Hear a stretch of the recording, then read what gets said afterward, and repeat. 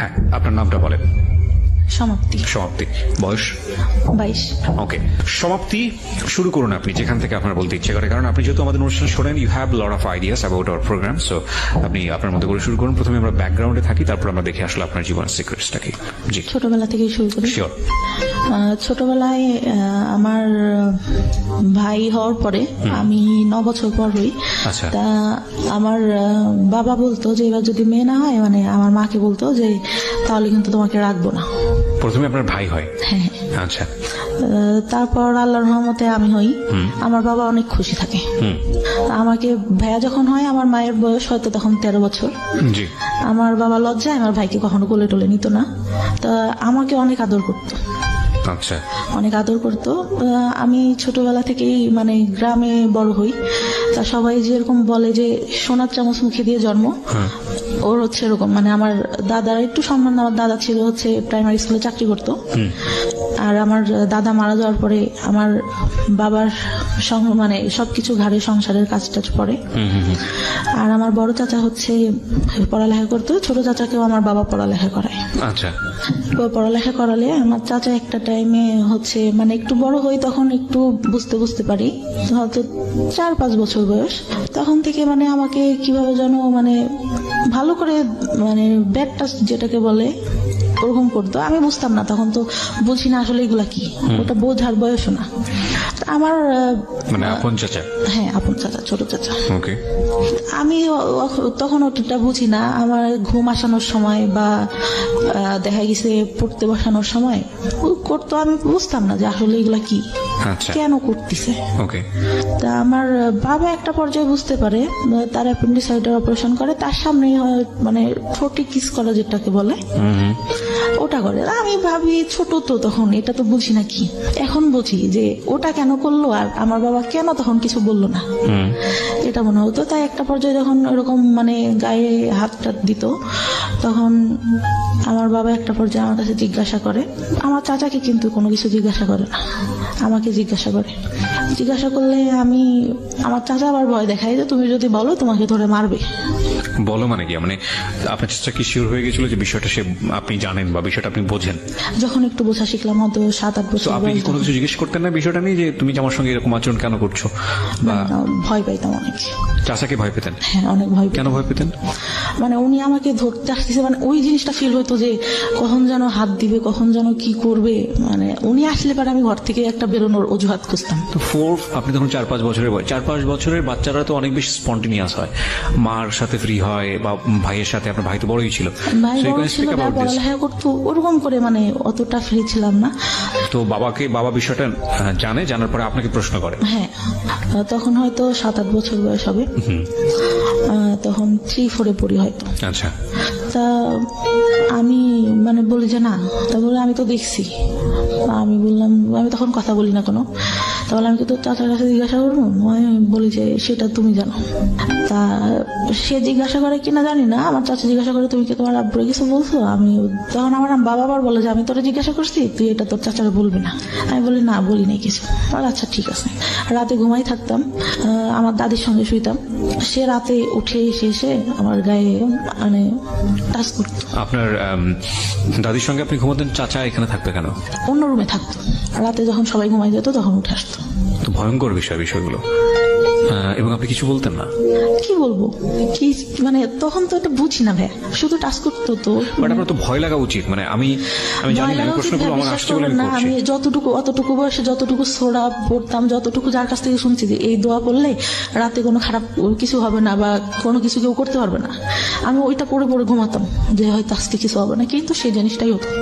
ওকে, আপনি বলেন। হ্যাঁ, আমার অনেক কথাই বলার আছে। আমি বহুবার বলেছি এবং আমি আবারও বলছি যে রেডিও ইন্ডাস্ট্রিতে আমি যে সব বিষয়গুলো নিয়ে কাজ করেছি লাস্ট 7-10 ইয়ার্সে, তার মধ্যে এই যে চাইল্ড সেক্সুয়াল অ্যাবিউজ, এই অ্যাবিউজের উপরে যে যারা এরকম ঘটনার মুখোমুখি হয়েছেন, তাদেরকে ফ্রন্ট লাইনে নিয়ে এসে তাদেরকে স্পিক আউট করা, বলানো তাদের মুখ দিয়ে, এই সাহসটা আমি দুর্দান্তভাবে দেখিয়েছি। সেটার জন্য আমাকে নিয়ে অনেকে সমালোচনাও করেন, অনেক বাজে বাজে কথাও বলেন, অনলাইনে বলেছেন। সেগুলো থেকে আমি কান তুলিনি এই কারণে অনেকে মনে করেন যে এই ধরনের কথা রেডিওতে আসা উচিত না। অনেকে মনে করে যে এটা এক ধরনের বেহায়াপনা। অনেকে মনে করে ঘরের কথা ঘরেতেই রেখে দেওয়া উচিত। আমি মনে করি এটা একটা ঘায়ের মতো, পচা ঘা, নোংরা একটা ঘা। এই ঘাটাকে যত বেশি ঢেকে রাখা হবে, এই ঘাটা তত বেশি ছড়াবে এবং এটা একসময় ক্যান্সার হয়ে যাবে। আমাদের এখন বলার যুগ। কোনো অন্যায় হলে আমরা স্পিক আউট করি এবং আমরা মনে করি এই স্পিক আউটটা একটা সময় অন্যায়টাকে ইরেজ করে দেবে। হ্যাঁ, অবশ্যই চাইল্ড সেক্সুয়াল অ্যাবিউজ এটা সারা দুনিয়াতেই, শুধু বাংলাদেশে না, সারা দুনিয়াতেই ভয়াবহ রকমের একটা প্রবলেম। আপনি কল্পনাও করতে পারবেন না একটা শিশু কার কার দ্বারা শারীরিকভাবে নির্যাতনের শিকার হতে পারে। সেটা ব্লাড কানেক্টেড থেকে শুরু করে ব্লাড কানেকশনের বাইরে বিভিন্নভাবে এগুলোকে বিভিন্নভাবে আমাদের সামনে এখন নিয়ে আসা হচ্ছে মানুষকে সচেতন করার জন্য। আমি বেস্ট বাংলাদেশের এখন পর্যন্ত যতগুলো এনজিও বা বিজ্ঞাপনী সংস্থা যাই বলেন এখন যারা কাজ করেছে, তার মধ্যে একটা লাইন আমার কাছে মনে হয়েছে, আমি অনেকবার বলেছি রেডিওতে, এখনো বলছি, যে বেস্ট মনে হয়েছে এটাকে স্টপ করার জন্য। সেটা হচ্ছে শিশুকে তার শরীরের সীমানা বোঝান। শিশুকে মানুষ আদর করবে, এটাই স্বাভাবিক, কিন্তু কোনটা গুড টাচ, কোনটা ব্যাড টাচ, এবং ব্যাড টাচ হলে সেটা নিয়ে স্পিক আউট করা, ব্যাড টাচ হলে প্যারেন্টসদের কাছে গিয়ে বলা, ব্যাড টাচ হলে এমন কাউকে গিয়ে সেটা বলা যিনি অ্যাকশনে যেতে পারেন, এবং যদি সেটা না হয় তাহলে সে কোথায় যেতে পারে, এই বিষয়গুলো নিয়ে কথা বলা। স্কুলে বলা প্রয়োজন, এবং নট অনলি দিস, স্কুলে শুধুমাত্র না, ফ্যামিলিতে বলা প্রয়োজন, এবং বলার জায়গা থেকে আপনি কিছু করতে চাচ্ছেন শিওর, এবং বলার জায়গাটা থেকে আমার মনে হয় তার একটা নির্ভরতার জায়গা ক্রিয়েট করার প্রয়োজন। সো এটা নিয়ে আমি বহুবার রেডিওতে বলেছি, এবং আজকের এই স্টোরিটা হয়তো সেদিকেই যাচ্ছে। আমরা একটু ওয়েট করি, সামনের দিকে একটু আগাই, কারণ আমি জানি যে আজকের এই সমাপ্তির গল্পের মধ্য দিয়ে বাংলাদেশের অনেক মেয়ে নিজেদের শৈশব খুঁজে পাবে। আমি ডেফিনেটলি শিওর, কারণ এগুলোর উপর যারা কাজ করেন তাদের যেই পার্সেন্টেজ, মানে তারা যেসব পরিসংখ্যান আমাদের সামনে তুলে ধরে, সেটা কিন্তু রীতিমতো ভয়াবহ। আমরা নারী শিক্ষা নিয়ে কাজ করেছি, আমরা শিশুর পুষ্টি নিয়ে কাজ করেছি সরকারি তরফ থেকে, আমরা যেটা বলছি, এবং এগুলোতে আমাদের যে অর্জন সাউথ এশিয়ার মধ্যে, এটা মাইল ফলক সারা বিশ্বের কাছে, মাইল ফলক লাস্ট 10 ইয়ার্সে। এবং আমাদের এখন কাজ করা উচিত শিশুর পরিপূর্ণ মানসিক বিকাশ নিয়ে, এবং এখানে সরকারের যেরকম পৃষ্ঠপোষকতা প্রয়োজন, একইভাবে বেসরকারি পর্যায়ে যৌথভাবে কাজ করা প্রয়োজন। শিশু নারী হোক কিংবা পুরুষ হোক, মানে আমি যেটা বোঝাচ্ছি ছেলে হোক কিংবা মেয়ে হোক, এই জায়গাটায় আমাদেরকে অবশ্যই এখন এনশিওরিটি দিতে হবে যে তার যেন একটা নিরাপত্তা বলয় থাকে। কারণ এটা যে কত ভয়ানক একটা ব্যাপার একটা শিশুর মানসিক বিকাশের জন্য, এটা যে তাকে কোথায় নিয়ে যেতে পারে আপনি চিন্তাও করতে পারবেন না। অথচ আমরা এই বিষয়গুলো যুগের পর যুগ ধরে আমরা অ্যাভয়েড করেছি, আমরা চুপচাপ থেকেছি, আমরা যখনই স্পিক আউট হয়েছে কেউ মুখ বন্ধ করে দিয়েছি, এবং সেটা শুধু পরিবারে না, এটা মিডিয়ার ক্ষেত্রে হয়েছে। সো এই বিষয়গুলো নিয়ে আমি অনেক বেশি লাউড ছিলাম, এবং সেই জন্য অনেক ধরনের হ্যারাসমেন্টের মধ্যেও যেতে হয়েছে। ফাইন, ইস লেস ওকে, চেঞ্জ আনতে গেলে কিছু না কিছু হ্যারাসমেন্ট শিকার হতেও হয়। ওকে, বলুন তারপর আপনার যেখানে আপনি ছিলেন, যে চাচার বিষয়টা বলছিলেন, তারপর ওরকম হতে থাকে। আমি স্কুলে পড়ালেখা অনেক ভালো ছিলাম। আচ্ছা, অনেক ভালো ছিলাম বলতে 2-3 রোলের মধ্যে সবসময় থাকতো। আচ্ছা, আমি একটা জিনিস যেটা বুঝলাম, আপনার বাবা বিষয়টা জানলো এবং সে বললো যে চাচাকে না বলতে, এবং আপনি সেটাই করলেন, এবং আপনি ধারণা করেছিলেন বাবা যেহেতু বিষয়টা জানে সুতরাং এটা একটা প্রতিকার বা কোনো একটা কিছু হবে, সেটা তখন হয়নি। ওকে, তারপর পড়ালেখা অনেক ভালো থাকে, কিন্তু যখন মানে বুঝতে শিখলাম তখন পড়ালেখা থেকে মানে আমি কেমন যেন হয়ে যাই, মানে পড়ি কিন্তু আমি মানে সেরকম করে পড়ালেখা হচ্ছে না। আচ্ছা, মানে কনসেন্ট্রেশন যায় না, নাকি আগ্রহ থাকে না, কোন কোথায় সমস্যা? পড়ালেখা করি কিন্তু টেনশন ভেতরে কাজ করে, ভালো লাগে না। সবাই যেরকম অন্য পাশে দেখতেছি, অন্য ছেলে মেয়েরা যেভাবে বড় হচ্ছে, ওদের লাইফে কোনো ঝামেলা নাই, আমার কেন এত সমস্যা, এটা মনে হতো। আর ক্লাস 5 থেকে ভালো রেজাল্ট হয়, তখন যখন 6-এ উঠি তখন থেকে পড়ালেখাটা ডাউন হতে থাকে আস্তে আস্তে। ওকে, আর তখন আমি রিলেশন বলতে আমার ফ্রেন্ডরা রিলেশন করতো ক্লাস 5-এ। তখন আমি বলি যে তোরা রিলেশন করিস, এটা কেন, এতটুকু বয়সে মানুষ রিলেশন করে? তা একটা ছেলে আমাকে পছন্দ করতো, আমাদের থেকে উপরে পড়তো, আমার খালাতো ভাইদের সঙ্গে পড়তো। তা আমি বলি যে ওরা বলতো যে তোর এই ছেলেটার সঙ্গে রিলেশন করাই দিব। আচ্ছা, আমি বলি আমি তো ওনাকে পছন্দ করি না, কেন রিলেশন করবো? আমার খালাতো ভাইয়ের সঙ্গে আমার একটা বান্ধবী রিলেশন করতো, ওরা সবসময় খেপাইতো আমাকে। তা আমি বলতাম যে না, আমি কখনো করবো না। ওরকম বলতে বলতে আমি বললাম যে আমার একটা ভাইয়ের সঙ্গে সম্পর্ক আছে, মিথ্যা কথা যেটা বলি যে সম্পর্ক আছে। পরে বলতে বলতে মানে ওই ভাইয়াটা থাকতো ওর মামার বাড়িতে, তা একটা সময় ভালো লেগে যায়। ওই সময়টা তো বুঝি না যে রিলেশনটা কি জিনিস। ওই ছবিতে দেখতাম পছন্দ করতেছে, দেখা হচ্ছে, কথা বলছে, এটাই। আচ্ছা পরে কিন্তু তার মধ্যেও কিন্তু কন্টিনিউ আমার চাচা যখন বাড়িতে আসতো, তার মধ্যে একটা কথা ভুলে গেছি, আমার চাচা মানে মেন্টালি সমস্যা হয়। আচ্ছা মানে আমার চাচিকে বিয়ে করার জন্য, আমার চাচি যে বিয়ে করবে এটার জন্য। তারপরে ডাক্তারের কাছে নিয়ে যায়, ডাক্তার বলে যে ও পাগল টাগল কিছুই হয় নাই, বিয়ে দিয়ে দেন ঠিক হয়ে যাবে, যেটা বলতেছে সেটা করেন, শুধু শুধু কেন টাকা ঢালতেছেন। আচ্ছা ডাক্তার রেগে এক পর্যায়ে বলে। ওকে পরে নিয়ে এসে আমার বড় চাচা তো বলে দিছে যে ওকে পড়ালেখাও করাবো না, কিছুও করাবো না, আমি ওকে দেখতে পারবো না, তুইও বাদ দে, তুই করে কোনো লাভ নাই ওর জন্য কিছু করে। আমার বাবাকে বলে। আমার বাবা তখন কান্না করার বলে যে আমার বাবা বেঁচে নেই, আমার বাবা যদি বেঁচে থাকতো তাহলে তো এরকম হইতো না, আমার যদি রক্ত বিক্রি করেও কিছু করতে হয় আমি আমার ভাইয়ের জন্য করবো, এরকম করে বলে। আচ্ছা তো বিয়ে দিয়ে দেয়। বিয়ে দিলে ভাই সেই রাত থেকেই ঠিক, আচ্ছা মানে সে একদম পুরা সুস্থ। ওকে কিন্তু তার মধ্যেও কিন্তু যখন ওই সমস্যাটা হয় তখন কিন্তু আমাকে কখনো ওইরকম কিছু করে নাই, বা ওই সবাই লোকজন থাকতেই আসতেছে, কিন্তু তারপর থেকে কিন্তু আবার শুরু হয়। আচ্ছা তো ক্লাস 6-এ ওঠার পরে ওরকম রিলেশন হওয়ার পরে মানে একটা পর্যায়ে কি হয়, আমার বাড়ি থেকে জেনে যায়। আমার বাবা আমাকে ধরে অনেক মারে, রাতে মাঠে নিয়ে যেয়ে বাস আছে না, বাস দিয়ে অনেক মারে, আমার গায়ে একদম রক্ত জমা হয়ে যায়। ওকে ওই সময়টা যদি বুঝাই বলতে ভাইয়া তাহলে তো বুঝতাম, তখন তো বুঝি না। পরে তারপরে 6-এ ভালো একটা রেজাল্ট আসলো, আসার পরে 7 উঠলাম। ওরা পরে মানে অনেক রাগ হইতো আমার যে কেন এরকম কেন করবে আমার সঙ্গে। ওকে আর ছোটবেলা থেকে ভাই এমন করে মানুষ করছে আমাকে, আমি কখনো কোনো কিছু না চেয়ে আমার বাবার কাছে পাইনি, আচ্ছা যখন যেটা চাইছি। পরে কি হয়, যখন একটু মানে 8-এ উঠলাম, জেএসসিতে অনেক খারাপ রেজাল্ট হয়, জেএসসিতে রেজাল্ট খারাপ হলো। তারপর থেকে যে রিলেশন করতাম ওইটা থেকে আমার বাবার একটু রাগ। আর বাবার কথা কি বলবো, মানে বাবা তো বাবাই, জন্ম দিচ্ছে, জন্ম মা বাবাই হয়। তো তখন থেকে মারতো। আমার একটা ছেলের সাথে সম্পর্ক হয়, আমার মামা থাকে একটা, তিনি ডাক্তার ছিলেন, তার বোন, মানে দূর সম্পর্কে। আমার মা আর বাবার বাসা কাছাকাছি, জি ওই খালাতো ভাইটার সাথে মুখে সম্পর্ক ছিল। আমি তখন মানে ওইটা বলতে গেলে বলা যায় যে ফার্স্ট লাভ ছিল, ক্লাস 9 থেকে।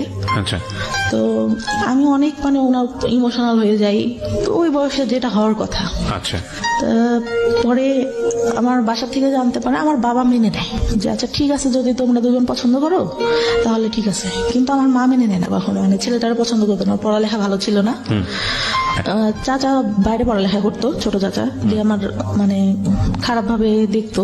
সে মাঝে মধ্যে আসতো যখন, আমি অনেক ভয় পাইতাম। একটা টাইমে যখন ছোট, এগুলা বলতে ভুলে গেছি, আমার ভাইয়ের এসএসসি পরীক্ষার আগে আমরা মানে টাউনে যেয়ে বাসা নেয় আমার মা। আমার ছোট চাচা তখন বিয়ে হয়, তখন মানে ভাইয়া পড়ালেখাতে একটু ডাউন ছিল, মানে ওর মেধাটা তো ভালো ছিল না।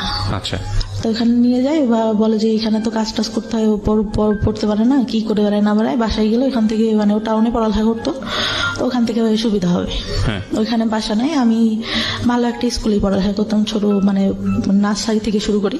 আচ্ছা ওখান থেকে ক্লাস 5-4 পর্যন্ত ওইখানে পড়ি। তখন ওইখানে মেবি 2 বছর মতো থাকা ছিল টাউনে। তো তখন ফ্রেন্ডদের সাথে অনেক ভালো, এখান থেকেই যেতাম। আমার খালাতো ভাই একটু উপরে পড়তো, আমি নিচে পড়তাম। আর ওই ভাইয়ার পরীক্ষা দেয়, এসএসসিতে ফেল করে ইংলিশে। আচ্ছা আমার বাবা নাকি, আমি তো তখন ছোট ছিলাম, মনে নেই, আমার মা যতদূর বলে, তো অনেক কান্না করে আর বলে যে আমার মেয়ে আমার কখনো মানে খারাপ কিছু করবে না, আমার মেয়ে আমার সম্মান রাখবে। আমার ভাইয়ের একটা কি ছিল, ও আব্বু যখন থাকতো না, ও বসে বসে টিভি দেখতো, যে আব্বুর আসা শব্দ শুনতো, তখন আব্বুর বাইক ছিল, শব্দ শুনলে আস্তে করে টিভিটা বন্ধ করে পড়তে বসে যেত। আচ্ছা আমার পড়ালেখা মোটামুটি ভালো ছিল, সবসময় 2-3-এর মধ্যে থাকতো রোলটা। আচ্ছা আমার স্কুলে অনেক মানে ছাড়া অনেক ভালোবাসতো। আর ছোটবেলায় আমাকে নাকি বলতো যে, তখন বিএনপি সরকার, বলতো যে খালেদা জিয়ার নাতনি আছে না, ওকে ওর মতো লাগে। একটা স্যার তো খুব আদর করতো আমাকে, ওভাবে মানে খুব ভালোবাসতো সবাই। আমার বান্ধবীদের মধ্যে সবাই বলতো যে অনেক সুন্দর দেখতো। আচ্ছা বান্ধবীরা অনেক মানে সবসময় ফার্স্ট বেঞ্চে বসা, সবার সাথে মজা করা। বড় হই আস্তে আস্তে, কিন্তু ওই যে চাচা যে ওইটা করতো, ওটা তো আর কারোর সঙ্গে আমি বলতে পারি না, ওটা তো ভেতরেই থেকে যায়, খুব খারাপ লাগে। পরে যখন ওই ভাইয়া ফেল করার পরে বাসাটা ছেড়ে দেয়, বাসা ছেড়ে দিয়ে আবার বাড়িতে যখন আসলো তখন আবার ওইটা বেড়ে গেল। আচ্ছা, বেড়ে গেল বলতে পরে যে আর বাবা একটা টাইমে দেখতে পারে, কিন্তু আমার বাবা কিন্তু একটা বার আমার চাচার কাছে জিজ্ঞাসা করে নাই যে ও তো তোর মেয়ের মতো, তুই কেন এগুলা করিস। সে তো তাকে বলবে, আমি তো ছোট, আমি তখন ভাই বুঝি না। আমাকে এটা জিজ্ঞাসা করে আর আমাকে নিষেধ করলে বা আমি কি করতাম। আমি যে রুমে থাকতাম তার পাশের রুমে আমার চাচা থাকতো, আমার চাচি তার কাছে আছে শুয়ে, কিন্তু সে রাতে ঘুমাই গেলে উঠে ঠিক আমার এখানে আসবে। ভাইয়া অনেক কান্না করতাম, বিশ্বাস করবেন না। আর চুল টানতাম, হাতে কাটতাম, ইয়া করতাম, খুব যখন খারাপ লাগতো নিজের গায়ে নিজে খামচা, অনেক কষ্ট হইতো। আর তখন পড়ালেখা মানে অঙ্কটা আমি খুব খারাপ পারতাম, অঙ্কটা ভালো হতো না। আমার চাচা পড়াইতে বসাতো, পড়াইতে বসানোর মধ্যে আমার মা তো ভাবতেছে তো মনে হয় পড়াচ্ছি, পড়তে বসায় ভাইয়া মানে সবসময় হাত গায়ে দিতেই থাকতো। আপনার চাচা? জি। তো পড়ার পরে চাচার পড়ালেখা শেষ হয়, তখন আমি ক্লাস 5-এ আমার চাচার পড়ালেখা শেষ হয়ে উনি একটা জব পাই টাউনে, আমরা যেখানে থাকতাম সেখানে সরকারি হাতেই দিলে, ওটা বেতন বেশি ছিল না। চাচার সঙ্গে আমার আবার গার্লস স্কুলে ভর্তি করে দেয়। ওই সময় যে বললাম না একটা ছেলের সাথে সম্পর্ক, এটা জানার পর আমার গার্লস স্কুলে দিয়ে দেয়। জি। গার্লস স্কুলে দিয়ে দিলে ওই ছেলেটার সঙ্গে আমি আর পরে কথা টথা বলি না, নিজের থেকেই বাদ দিয়ে দিই যে মারতেছে আমাকে ধরে, মার খাবো আর কি পড়ালেখা হচ্ছে না, বাদ দিয়ে দিলাম। পরে 6-এ ওইখানে আমার চাচাই সঙ্গে করে নিয়ে যেত। আচ্ছা। নিয়ে যেত স্কুল শেষে খালার বাসায় আসতাম, আমার খালার বাসা ওইখানে ছিল। আসলে দেখা যেত আমার চাচার অফিস বিকালে শেষ হইতো, যাইতে যাইতে দেখা গেছে বাড়ি যাইতে তখন ইটের রাস্তা ছিল, দেখা গেছে যে 20-25 মিনিট লেগে যেত আমার বাড়ি যেতে। অন্ধকার হয়ে গেলে সে গাড়িতে বসে দেখা যাচ্ছে আমার গায়ে হাত দিচ্ছে। মানে কন্টিনিউ একটা ভয়ঙ্কর রকমের একটা মানুষ আপনাকে, মানে আপনার কাছে তো এরকমই মুহূর্ত হওয়ার কথা, যে মানুষটাকে আমি এত বেশি অপছন্দ করি সেই মানুষটা আমার পাশে বসে কন্টিনিউয়াসলি এটা করছে, এবং আপনি সেটাকে মুখ বন্ধ করে মানে একজনের শাই ফিল হোক বা যেটা কারণেই হোক আপনি কাউকে স্পিক আউট করছেন না, কাউকে বলছেন না? কাউকে না। আচ্ছা। কাউকে না। ক্লাস 9 থেকে এটা অনেকের মানে কিছু কিছু কেউ কেউ জানে, তার আগ পর্যন্ত আমি কাউকে কিছু বলিনি, কাউকে না। পরে ওইভাবে যেতে থাকলাম, একটা বছর গার্লস স্কুলে পড়া হয় আমার চাচা। তারপর ওইখান থেকে চাকরিটা ছেড়ে দিয়ে মানে বেতন কম ছিল দেখে সুগার মিলে চাকরি নেয়, তখন সে ওইখানে চলে যায়। আচ্ছা। তারপরে ওইখানে গিয়ে আমার চাচিকেও নিয়ে যায়। পরে তো ওইখান থেকে ভাইয়া বাঁচলাম। আচ্ছা। মনে হলো যে না, কিন্তু আমি যে রিলেশন করতাম আমার মনে হইতো যে ভাইয়া আমি এখান থেকে বেরোতে পারলে বাঁচি, এই ছেলেটার সঙ্গে রিলেশন করতেছি, ও যদি আমাকে নিয়ে যায় আমার তো এখানে থাকতে হবে না। সবসময় এটা মনে হতো যে আমি এই ফ্যামিলিতে কেন থাকবো। আচ্ছা। আর আমি ভাবতাম যে এরকম ফ্যামিলি মানুষের হয়, আরো তো আশেপাশে আমার বান্ধবীরা আছে, ওরাও তো কত ভালো, কতই, খুব খারাপ লাগতো। আর একটা আমার বাবা ছোটবেলায় স্কুলে যাইতাম, ফার্স্টে হয়তো দিত তখন 2 টাকা 5 টাকা অনেক কিছু পাওয়া যাইতো ভাইয়া। কি হয়, আমার বান্ধবীরা একটু ভালো ফ্যামিলি ছিল, আমার বাবা মানে আমাদেরও ভালো ফ্যামিলি, কিন্তু আব্বু ভাবে টাকা দিতে চাইতো না। আমি কি করি, আব্বুর পকেট থেকে টাকা নিই, মনে হয় 6 টাকা না কয় টাকা, সেটা নিয়ে আমার আব্বু মানে দেখে ঘুমের ঘরে, আমার ছোট খালাকে বলে। তা আমি সেদিন অনেক কান্না করি, স্কুলে যাই না, যে আমি তো বেশি টাকা নিয়ে নেই। আর আমার হয়তো এটা ভুল ছিল ভাইয়া। আর ওরা যখন করতো না, মানে সবাই খাচ্ছে এটা ওইটা, আমি তো নিতে পারতেছি না, ওইটা অনেক খারাপ লাগতো। কিন্তু টিফিন দিয়ে দিত, টিফিনের পরেও যে দোকান টোকান আসতো সবাই নিত, খারাপ লাগতো অনেক। আচ্ছা। আমার চাচা কি করতো, গায়ে হাত দিতে, এটা করতো এটা করতো, টাকা দিত হাতে, ধরো বাসা স্কুলে যে এটা খেয়ে ওইটা খেয়ে। তা আমার মনে হতো যে কি রে, উনি এরকম করেন, আমার হাতে টাকা দেয় কেন, আমি তোমার কাছে টাকা চাই নাকি, এরকম মনে হইতো। আর আব্বুর উপর অনেক রাগ হইতো যে কি ব্যাপার, উনি কিছু কেন বলে না, উনি তো জানে। পরে 5-এ ভালো রেজাল্ট করলাম, একটা ভালো রেজাল্ট আসলো, বৃত্তি দিছিলাম, বৃত্তি পাইনি কিছু নাম্বারের জন্য। অনেক আশা নিয়ে গার্লস স্কুলে ভর্তি করলো, গার্লস স্কুলে পড়তে পারলাম না। চাচা ওই গেল, কে নিয়ে যাবে, আমার বাবার ভাই কে নিয়ে যাবে, অন্য মানুষের সাথে রিলেশন করে, তখন যদি কিছু করে ফেলায়, এই চিন্তাটা। কিন্তু ভাই ওই সময় রিলেশন আমি কিছুই বুঝি না, ওই সিনেমা দেখতাম, শুক্রবারে সিনেমা হবে, সবাই আসতো আমাদের ওইখানে, আমাদের বাড়িতে একটা টিভি ছিল। আচ্ছা। ওই সবাই আসতো দেখতে, সবাই বসে দেখতাম। ওই আগেকার যুগে সামানা, তারপরে রাজ্জাক, এদের মানে মুভি দেখতাম। আর ভাবতাম যে এই ভালোবাসা মনে হয় দেখা হচ্ছে, কথা বলতেছে, একজন একজনকে পছন্দ করে, এটাই, এর বাইরে কিছু না। আচ্ছা, পরে গার্লস স্কুল থেকে ক্লাস 7-এ এসে ভর্তি হলাম গ্রামের স্কুলটাতে।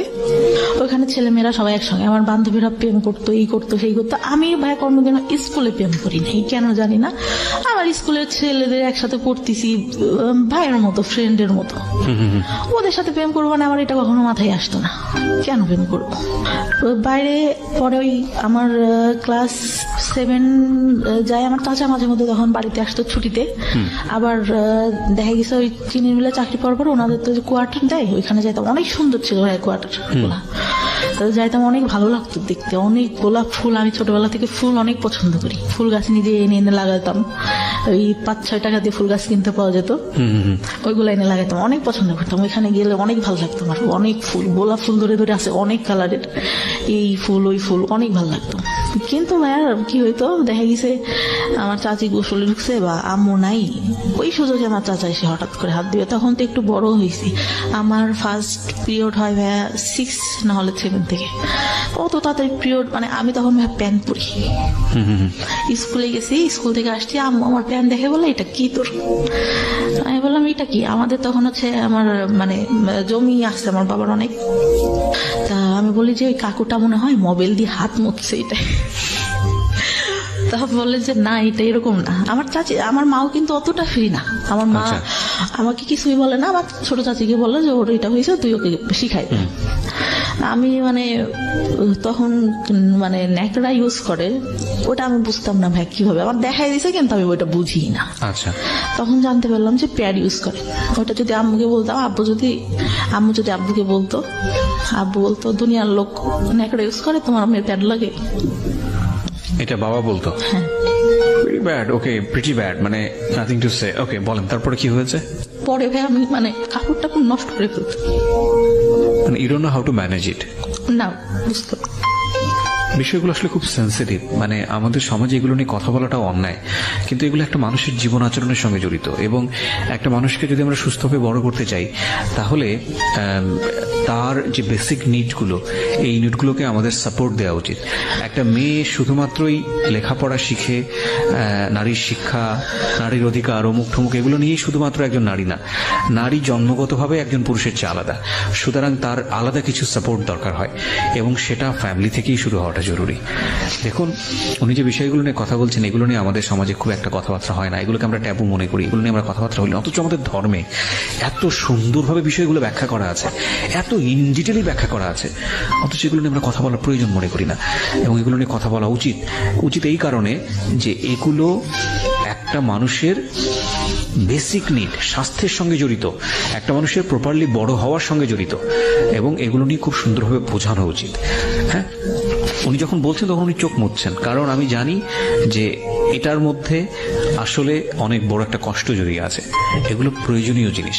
হ্যাঁ, ওকে, একটু আমরা সামনের দিকে আগাই। আপনি যখন এই বিষয়গুলো ফ্যামিলিতে বলতেন, বিষয়গুলো সামহাও হাইড করা হতো, বা আপনার যে পরিমাণ এক্সপেক্ট করতেন, মানে আম্মু বলে দিছে, আপনাকে কখনো অপরাধী মনে হতো যে এই জিনিসটা যে হলো, আরে না জানি কত বড় অপরাধ করে আমার কাছে মনে হতো, কারণ আমার মা বলে দিছে কাউকে বলা যাবে না এগুলা। হ্যাঁ, এগুলা কাউকে বলা যাবে না, হয়েছে এতটুকু বয়সে এটা হয় নাকি, আমি কি করবো, এটাকে আমি ইচ্ছা করে হয়েছি। দেখেন কত ইম্পর্টেন্ট একটা বিষয়। উনি এখানেই কিন্তু একটা ভয়ঙ্কর রকমের একটা মানসিক বাধাগ্রস্ত হলো, ও নিজেকে অপরাধী ভাবা শুরু করেছে, এবং এটা তো সম্পূর্ণই ন্যাচারাল একটা বিষয়। এবং সেখানে মা যদি ধরনের কথা বলেন, মাও হয়তো বুঝে বলেননি, কারণ মাও হয়তো তার মার কাছ থেকে এটা শুনেছেন। বংশ পরম্পরায় এই ধরনের ভুল শিক্ষা আমরা ক্যারি করে বেড়াচ্ছি, এবং এই সময়টাতে এই যে কথাটা, এটা হয়তো উনি কোনো কিছু মনে করেই বলেননি, কিন্তু এটা যে শিশুর মানসিক বিকাশের ক্ষেত্রে অনেক বড় একটা বাধা হতে পারে, এটা কিন্তু আমাদের মাথায় রাখতে হবে, এবং এই ব্যবহারগুলো করা যাবে না শিশুর সঙ্গে। হ্যাঁ, বলুন তারপর আমার চাচিকে বলে, আমার চাচি কি করে, সারা এলাকা ধরে এর কাছে যে গল্প করে, ওর কাছে যে গল্প করে, সবার কাছে ছাড়া এই বিষয়গুলো নিয়ে। আচ্ছা, পরে কি হয়, মানে কেউ দেখলে আমার দেখতে হাসে, আমার তো ওইটা অনেক খারাপ লাগে যে কেন হাসতেছে। বা এটা কেন। পরে আমরা 3টা বান্ধবী ছিলাম, বান্ধবী বলতে একটা ছিল আমার থেকে বয়সে 2 বছরের বড় হবে, কিন্তু একসঙ্গে পড়তো, পড়ালেখাটা তো ভালো ছিল না। আচ্ছা। 3 জন একসাথে বেড়াতাম। আমার পাশে আর একটা চাচা ছিল, চাচা ছিল, সে আবার কি করতো আমাদের 3 জনকে দেখে ওরকম 3 জনের সঙ্গে। আমার খারাপ লাগতো, কি ব্যাপার আমার সঙ্গেই কেন এরকম হচ্ছে, আমি কেন। আর আমি ছোটবেলা থেকে যেরকম দেখতেছেন অতটাই ছিলাম না, কিন্তু লম্বা হাইটে যারা 2-3 বছরের বড় তাদের থেকে লম্বা টম্বা ছিলাম, ছিলাম। তো ওরা মানে আমার দিকে সবার নজর, কেন জানি না। আর মানে সবাই বলে যে বড় হওয়ার পরে যতটুকু জানছি, আমার ওই যে বললাম শেষে লাস্ট যে বয়ফ্রেন্ডের সাথে সম্পর্ক ছিল, আমাদের গোষ্ঠী আর ওদের গোষ্ঠী আলাদা, একই এলাকাতে। ওরা বলা বলি করতো যে তোমাদের গোষ্ঠীর মানে লোকদের ইয়াটাই খারাপ, সবাই একই রকম। মানে এটা সত্যি কথা ভাই, প্রত্যেকটা লোক মানে যতদূর জানি, এখন যতদূর জানছি, পাশের একটা চাচা, আমার দাদারা ছিল 3 ভাই, তার ছেলে, বড় দাদার যে ছেলেগুলা, ঠিক আছে, এগুলো বলা বলি করতে হবে, আপনি এত ইনডিটেইলি জানেন না, হয়তো বিষয়গুলো নিয়ে আমরা খুবই আসলে বলতে পারবো না। হ্যাঁ, খারাপ ছিল, যাই হোক, আপনাদের এই সম্পর্কে আর লোকজন আজে বাজে কথা বলতো, এটুকুই এনাফ। ওকে, তারপর মানে বলতো গোষ্ঠীটাই ভালো না, গোষ্ঠীর লোকজনই ভালো না, এরকম বলতো। তারপর ওরকম হওয়ার পরে আমার যখন ওইরকম হলো, পরে আমি তো খেললে ওই যদি চাচাকে দেখতাম ভয় দিতে ওইখান থেকে সরে যেতাম। আচ্ছা, সে কি করবে, আবার ডাকবে কিনা।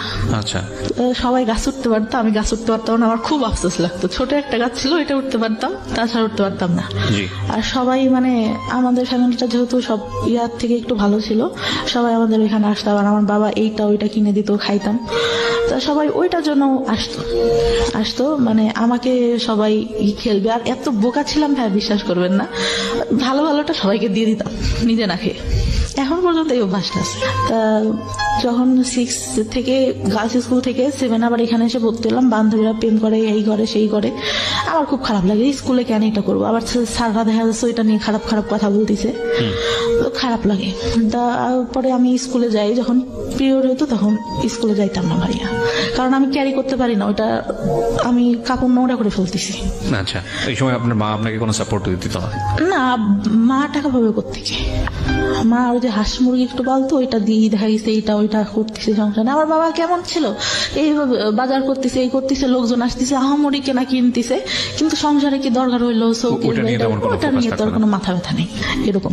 তখন স্কুলে যাইতাম না, তখন আমার মায়ের উপর আমার বাবা অনেক গালাগালি করতো যে কি পড়ালেখা করে না, স্কুলে যায় না, এই বছরে কয়দিন স্কুলে যায়, কয়দিন যায় না। পরে তখনও ভালো রেজাল্ট আসতে হয়, কিন্তু যখন চাচা ওই যে চাকরি পাইলো আসতো, তখন ওই যে গায়ে হাত টাত দিত, তখন তো একটু বড়, যখন পিরিয়ড হয় তারপর থেকে তো বুঝি, অনেক কিছুই বুঝি, শুনি, বান্ধবীরাও বলে, আবার বড় যে আপুগুলা ছিল ওরাও বলে, তখন বুঝি। তখন আসলে ওইটা মাথার মধ্যে কাজ করে যে এটা কি করতেছে আমার সঙ্গে, কেন। তখনও কিছু বলতে পারি না। 8 থেকে রেজাল্ট খারাপ হলো, চাচা তো যে মাঝে মধ্যে আসতো। 9 যখন উঠি তখন আমার ওই যে খালাতো ভাই আছে একটা, মানে চাচতো মামার বোনের ছেলে, ওর সঙ্গে আমার রিলেশন হয়। রিলেশন হলে একটা পর্যায়ে মানে চলতে থাকে, আমি অনেক সিরিয়াস হয়ে যাই। তা আমি বলতাম ভাই আপনি কি সিরিয়াস, আপনি করে বলতাম তখনও। তা বলতো সিরিয়াস ছিলাম না, এখন হই। তা আমার মানে অনেকের কাছে আমি নাম্বার দিই, আমার বড় আপুরা যারা ছিল, বললাম যে পরিচয় না দিয়ে কথা বলবা, দেখবা যে আসলে আমাদের ভালোবাসে না, তোমাদের সাথে কথা বলতে চাই। ভাই কি করতো, ওরা যেই ফোন দিত ও কথা বলে দেখা করার জন্য পাগল হয়ে যেত। আচ্ছা, যে আমি তোমার একবার দেখবো, তুমি এখানে দেখা করো। পরে বয়ফ্রেন্ডের যখন দেখলাম যে উনি আমার প্রতি সিরিয়াস না, অনেক মেয়ের সঙ্গেই কথা বলে, এর সাথে সম্পর্ক করতেছে, ওর সাথে যে ফোন দেয় তার সঙ্গেই, একটা পর্যায়ে আমি কি করলাম, নিজে থেকে বাদ দিয়ে দিলাম। হ্যাঁ, বাদ দেওয়ার পরে কিন্তু এতটা মানে করি, আমি ঘুমের ওষুধ খাইতাম, আমার ঘুম আসতো না, ঘুমের ওষুধ খাইতাম, আর খুব খারাপ লাগতো। তার মধ্যে আবার যে মা আছে, আমাদের চাচা আসতো, তা কি হয় একটাবার আমার মা বলে যে তুই ওর সাথে সম্পর্ক করিস, আমি তো বলছি তুই ওর সাথে কথা বলার দরকার নেই। আমার দাদির ফোন ছিল, দাদির ফোন দিয়ে কথা বলতাম। পরে পরে আমি কি করি বলো, যে তোর বাবার কাছে বলবো। বাবা তো জানতো, কিন্তু মানে কি বলবে, আমি অনেক ভয় পেয়ে যাই। আচ্ছা, ভয় পেয়ে যায় যে আমার চাচা এরকম এরকম, এইটাই তো কিছু বলে না, আবার এইটা নিয়ে দেখা গেলো কি বলবে। আমার মায়ের আবার একটা সমস্যা ছিল, কিছু হইলে আমার বাবাকে বলতো। আচ্ছা। আমি একবারে ভাই 40টা ঘুমের ওষুধ খাই ওই ক্লাস 9-এ থাকা অবস্থায়, ক্লাস 9-এ থাকা অবস্থায়। মানে কি আপনার প্ল্যান ছিল যে আপনি সুইসাইড করবেন? সুইসাইড করবো। ওকে। খেলে ভাই তখন মানে আমার পরীক্ষা তার 3 দিন পর, 2 দিন পর, আচ্ছা। ক্লাস 9-এর। পরে আমি মানে দরজাটা যে লাগাবো আমার এটা মনে নেই, আমি বিছানার উপর দিয়ে শুই ছিলে, আমি মানে ঘুমাই গেছি নাকি আমি জানি না, কিছু বলতে পারি না। পরে নাকি যতদূর শুনছি, আমার যতদূর আমাদের এই কাজের ছেলেটা আম্মু যতদূর বলছে, আমার বাবা উঠাই নিয়ে আসে। শুধু আমার মনে আছে আমার বাবা আমাকে মারছে, এতটুকু মনে আছে, যে অনেকগুলা থাপ্পড় মারে আমার মুখে। ওকে। মানে ঘুমের মধ্যে আমার শুধু অতটুকুই স্মরণ আছে। আমি নাকি অনেক বমি করি ভাইয়া, আচ্ছা। বমি করি। আমার 4-5 দিন পর্যন্ত কোনো ইয়া ছিল না, আমি জামাটা চেঞ্জ করবো এটাও করতে পারতাম না। গোসল খাওয়া সব আম্মা দাদি ধরে করাইতো। পরে আমার বয়ফ্রেন্ডটার সাথে ইয়া হয়ে যাওয়ার পর ক্লাস 10-এ যখন উঠলাম, আমি 9 থেকে অঙ্কে অনেক খারাপ রেজাল্ট করি। অঙ্কে মানে 10-এ টুনে মনে হয় 34 না কত পেয়ে পাশ করি। আমার বান্ধবীরা অনেক হাসাহাসি করতো, আর আমার যে বয়ফ্রেন্ডের সাথে সম্পর্ক ছিল ওরা জানতো। আরো ওই মাঝে কথা বলতাম, অনেক ছেলে ঘুরতো ভাইয়া, অনেক ছেলে ঘুরতো। আর ওই ঘুমের ওষুধ খাইতাম, মানে প্রাইভেট পড়তে যেতাম, কেমন অ্যাবনর্মাল টাইপের হয়ে গেছিলাম আমি। পড়াচ্ছি মানে আমার কোনো খেয়াল নেই। স্যার বলতো যে কি ব্যাপার, তুমি খেয়াল করো না কেন, দেখলে তো পারো, অনেক ভালো পারো, দেখো না কেন। স্যার বলেন আমি বাসায় যেয়ে দেখবো। স্যারটা অনেক আদর করতো। তা ওইভাবে পড়ে অঙ্ক ভালো পারতাম না, হাসাহাসি করতো। আর ওই যে ছেলেগুলো প্রপোজ করতো ভাইয়া, ওরা কি মানে এরকম ছিল, কিছু না করলেও ভাইয়া কেন ছেলে মানুষ এরকম আমি জানি না, বলতো যে সব করছি, ওই মেয়েরা তো আমি সব করছি। আচ্ছা, ওকে। একটা ফুফাতো ভাই এরকম বলে, ওইটা আমি পরে আসি। তা ওইখান থেকে ক্লাস 9-এ ওরা হাসাহাসি করতো। তা আমার এত খারাপ লাগে যে কি আমি অঙ্ক ভালো পারি না। আমি স্যার, আমি হিন্দু ছিল স্যারটা, আমি আমার জীবনে আমি এত ভালো মানুষ দেখিনি। তা আমার ধর্মের না, যেহেতু আমি ইসলাম ধর্মের, আমার স্যার ছিল হিন্দু ধর্মের। একটু উনি প্রাইমারি স্কুলে চাকরি করতো। স্যারের কাছে বললাম, স্যার আমি তো অঙ্ক ভালো পারি না, আমাকে একটু যদি ভালো করে পড়াইতেন। তা বলে যে আচ্ছা ঠিক আছে, তুমি পাশে এসে বসবা, পার্টিতে বসাইতো, যে পাশে এসে বসবা, আমি তোমাকে ওরা যা করে তার থেকে আমি উৎপাদক ভালো পারতাম না। আমি বললাম স্যার উৎপাদকটা আমার একদম বাদ দিয়ে দেন, আমি এটা বুঝি না, একটা করলে আর একটা করতে হবে। দেখা গেছে আমার একটা কমন পড়ছে আর একটা কমন পড়তেছে না, তখন কি করবো? পরে স্যার এরকম করে আমাকে অঙ্ক করায়, আমি এসএসসিতে অঙ্কে আমার প্লাস আসে, আর কোনো কিছুতেই প্লাস আসে না। আচ্ছা। তার মধ্যে যে চাচা এসে অঙ্ক করতে দিত, অঙ্ক ভালো পারতাম না, পড়তে বসাইছে, যে কয়দিন আসতো উনি আমাকে পড়তে বসাবে, আর ওই যে ইন্টেনশনালি গায়ে হাত দিয়ে যাচ্ছি। এই অঙ্কের টিচার?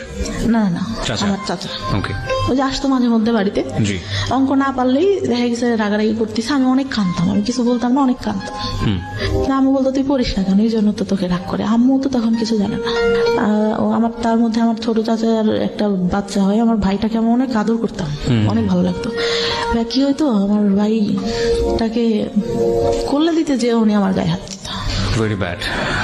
মনে হতো আমি মারা যাবো, আমি এই সংসারে কেন, এর থেকে যদি একটা গরিব ঘরেও জন্ম হইতো তাহলে মনে হয় এর থেকে মানুষ ভালো থাকে। কোন ক্লাসের ঘটনা এটা? আপনি যে ক্লাসের কথা বলছেন, ক্লাসে আপনার অঙ্ক করাচ্ছে 9-এ। 9-এ তখন পর্যন্ত আপনি মার সঙ্গে কেন বলছেন না এগুলা? আমি তখনও ভাইয়া যে মাকে বলতে হবে এটা কিভাবে নিবে, সে আমাকে বলে দিছে যে এইগুলা কাউকে, পিরিয়ডের কথাই বলেছে, কাউকে বলতে হয় না, এইটা বললে কি বলবে, ওকে, এটা বললে কি বলবে। তার মধ্যে কি আমার চাচাদের জমি জাতিটা অনেক মানে একটু ঝামেলা হয়। আমার ছোট চাচাটাই সবসময় বেশিরভাগ ঝামেলা করে। বড় চাচাটা অনেক ভালো, উনি বিসিএস ক্যাডার, প্রভাষক এখন, অনেক ভালো। মানে চাচা ছোটবেলা থেকে অনেক ঈদে প্রত্যেকবার জামা কিনে দেবে, আর আমাকে বলতো আমার হলুদ পরি, আমাকে ছোট বড় চাচা বলতো, আমার বড় চাচা। বড় চাচা, আচ্ছা। অনেক আদর করতো। আমি চিন্তা করতাম চলে যাব, কিন্তু তখন চিন্তা করতাম যে আমার ভাই, আমার সবাই অনেক ভালোবাসে, আমি চলে গেলে তো মানুষের মন থাকবে না, আর নাম ডাক আছে যেহেতু ফ্যামিলির একটা। এসএসসি পরীক্ষার আগে আমি সম্পূর্ণ সবার সঙ্গে কথা বলা বন্ধ করে দিই, যে আমার এমনিতে অঙ্কেটে ভালো পারি না, আমি কারোর সঙ্গে কথা বলবো না, আমি পরীক্ষাটা ভালো মতো দিই। পরীক্ষাটা দেই, পরীক্ষা দেওয়ার পরে আসলো এই কোন রকমে মানে পাশ করলাম, ভালো মোটামুটি একটা রেজাল্ট আসলো। আসার পরে আমি মানে বাইরে ভর্তি হওয়ার ইচ্ছা আমার অনেক। তা টাউনে সরকারি মহিলা কলেজে আমার সব মানে ইয়াটিয়া দিলাম, চান্স হইলো এখানে, কিন্তু আমার আব্বা ভর্তি করলো না। কেন করলো না? যে ওই ছেলের সঙ্গে সম্পর্ক আছে, যদি ওইখানে যেয়ে দেখা টেকা করে, এই জন্য। হয়তো তো তার জায়গা থেকে এটা ঠিক ছিল, কারণ আমি করবো না এর গ্যারান্টি কি আমার, আমি নিজে থেকেই বলতেছি। পরে ভর্তি করলো না, ওইখানে একটা ইসুয়ের কলেজে ভর্তি করলো। এমনিতে মানে আমাদের এখান থেকে একটু টাউনে যে কলেজটা ছিল, যেতে 30 মিনিট মতো লাগতো।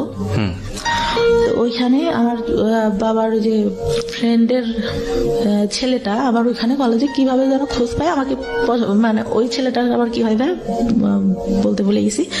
আমার এসএসসি পরীক্ষার পর আমার ফুপুর বাসায় আমি বেড়াইতে যাই। আচ্ছা, গেলে তা ওরা তো আমাদের বাসা থেকে আগের থেকে আসে, দেখা গেছে একটা অকেশন হইলে, একটু অনুষ্ঠান হইলে আসে, আঙ্কেল আসে, আঙ্কেলের ছেলে আসে। তা আসলে পরে ওরা বলে যে জানো আমাদের সঙ্গে পরে ওই আপুটার সঙ্গে এই ভাইয়াটার সম্পর্ক আছে। আমি কি বলিস? ও তো আমার দিকে একটু এরকম তাকায়, আমি তো বুঝি।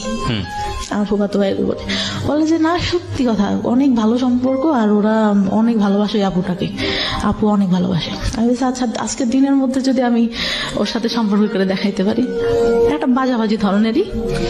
তারপরে আর কি করি, আমার ফুফাতো ভাই ফোন দেয়, আমি ওর সঙ্গে কথা বলি।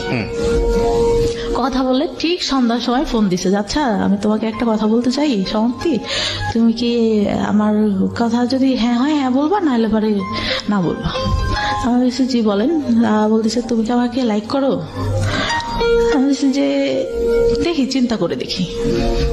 তার এই কেটে দেয়। আমি আবার ফোন দিয়ে ওদেরকে ডেকে শোনালাম যে দেখ কি বলে, যে ওই ছেলে মেয়ের সাথে নাকি সম্পর্ক, তাই লেখি। পরে বলতেছে যে, আমি বলতেছি হ্যাঁ পছন্দ করি আপনি, আচ্ছা I think I love you. ও বলে আমাকে আচ্ছা ঠিক আছে আই লাভ ইউ টু, কিন্তু আমি তো মানে ওরকম করে না। তো ওরা যে আবার কি করে, ওই মেয়েটাকে ভেবে বলে দেয় যে আপনি যার সাথে সম্পর্ক করেন ওই ছেলেটাতে এই হয়েছে। আমি কিন্তু ওকে আমি বলছি তুই কিন্তু বলবেন, একটা মেয়ে কষ্ট পাবে। আমার যতটুকু মানে মাথার মধ্যে আছে, ও কষ্ট পাবে শুনলে। যাই হোক, ছেলেটা ভালো না, আমি যতটুকু জানতাম। পরে কলেজে ওঠার পরে, কলেজে যখন ভর্তি হলাম, ওই ছেলেটা কোত্থেকে খোঁজ পাই জানি না, ও প্রত্যেকদিন এসে কি করতো, একটা রুমে 2টা দরজা ছিল, ছেলে দাঁড়া করে রাখতো 4টা। নেশা করতো ভাই প্রচুর পরিমাণে। একটা পর্যায়ে ওর বাবা মানে টাকা পয়সা দেওয়া বন্ধ করে দেয়। ওর পুরা মানে আমার সাথে দেখা করার যে আব্বু টাকা দিত, আমার কাছে থাকতো, এতটুকু ধারণা তো আছে। ও ব্যাগের থেকে টাকা নিয়ে নিত, হাত দিয়ে জোর করে নিয়ে এরকম করতো। একদিন যখন তখন যেখানে সেখানে ডাকতো। আমি আবার ভাই অনেক ভয় পাইতাম, যে বাবার একটা সম্মান আছে, বাবার টাউনে দোকান ছিল একটা, ব্যবসা করতে যেহেতু উনি। তা একদিন ডাকে একটা মার্কেটের উপরে, ওখানে একটা ব্যাংক থাকে, এই পাশে আমরা কথা বলতেছি, চেনা জানা একটা লোকই দোকানে, ওই দোকান থেকে সবকিছু নিতাম। আর আমার এমন ছিল, টাউনের সব দোকানে বলা ছিল যে আমার মেয়ে যদি কিছু এসে নিতে চায় আপনারা দিয়ে দেবেন, টাকা চাবেন না কখনো, যা লাগে আমি দিয়ে দেবো। আমার ছিল, আমি দোকানে গেলে একটা জিনিস পছন্দ হইলে না নিলে আমার কেন রাতে ঘুম আসতো না।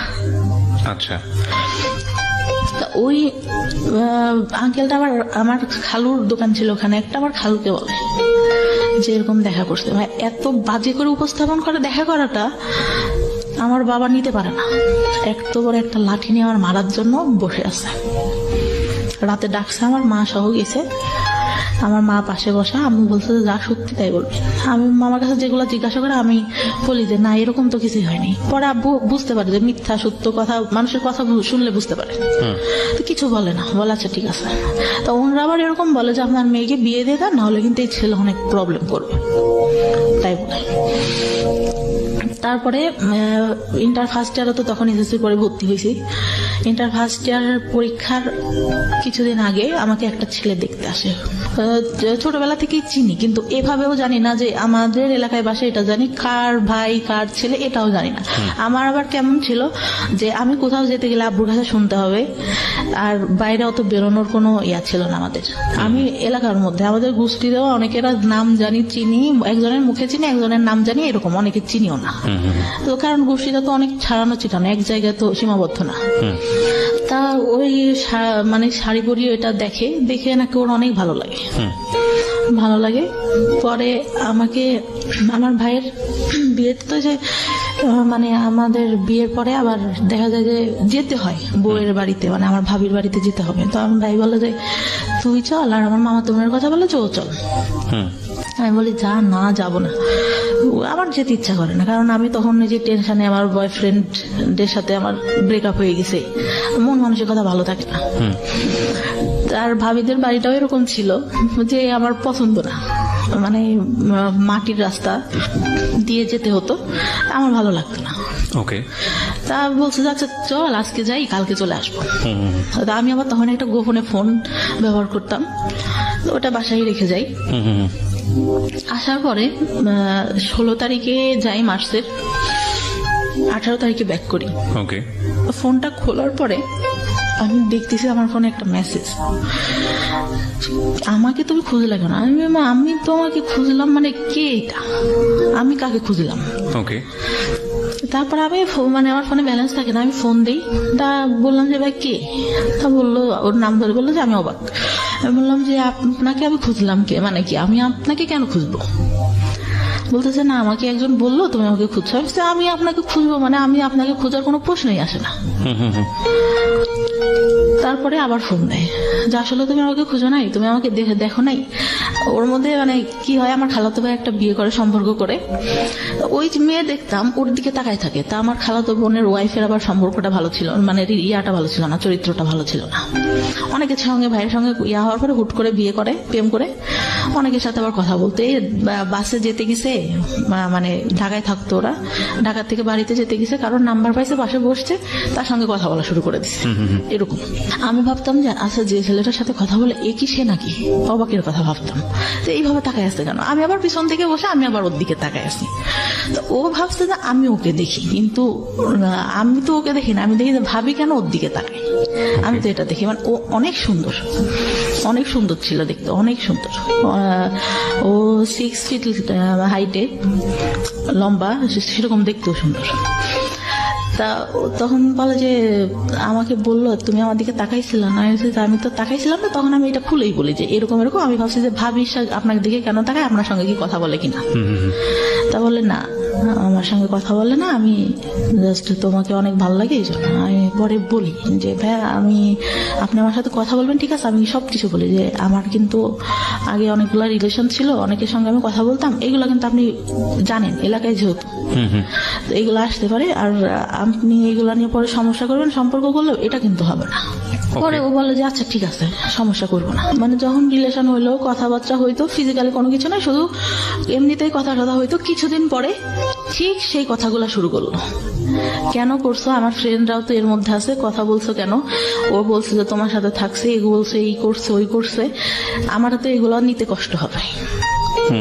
মানে সবাই আপনার নামে বদনাম করতো, বদনাম যেটা, কিন্তু সামনে কখনো কিন্তু ভাগেও বলেনি, কারণ বাবার একটা ইয়া ছিল, কখনো কেউ বলবে এরকম না।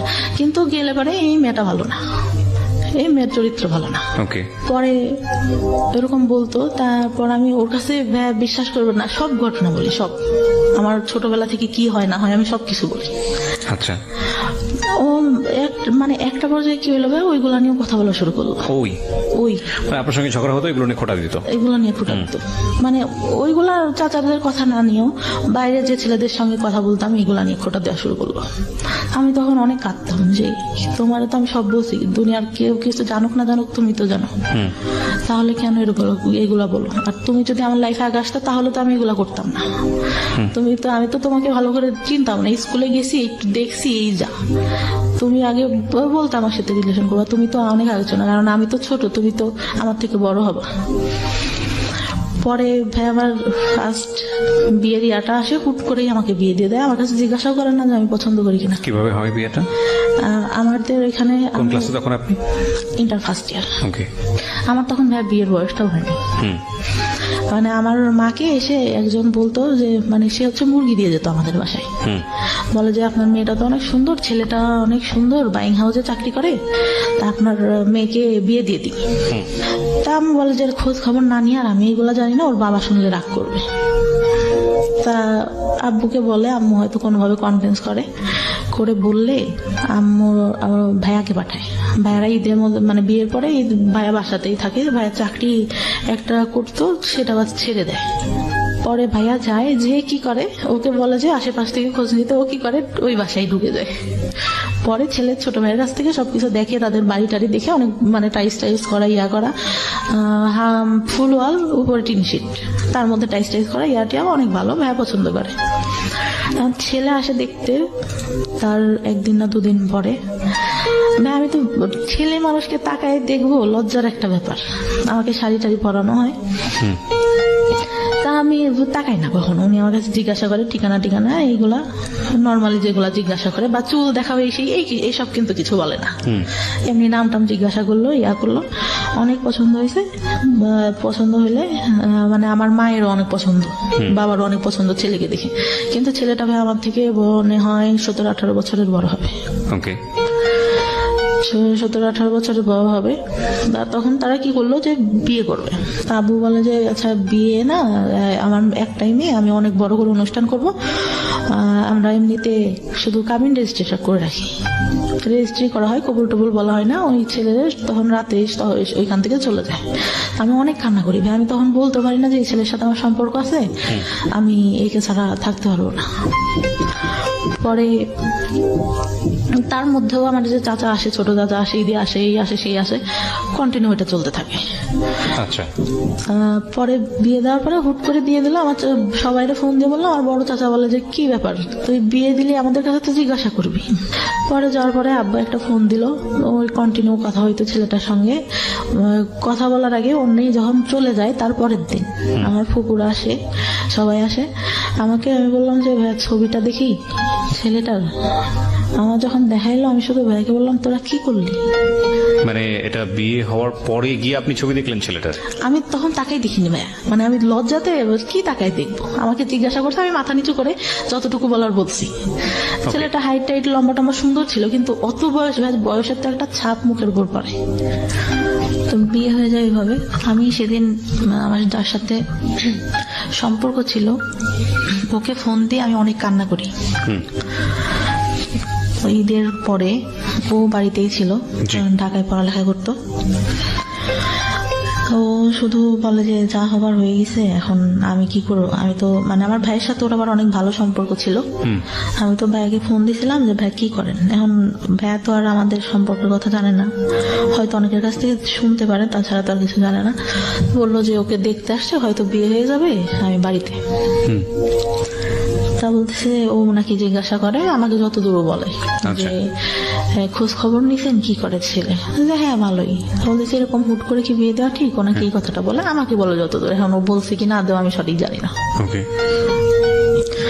অনেক কান্নাকাটি করি, করলে রাতে যে কাবিন রেজিস্ট্রি হওয়ার পরে ওরা তো চলে গেল।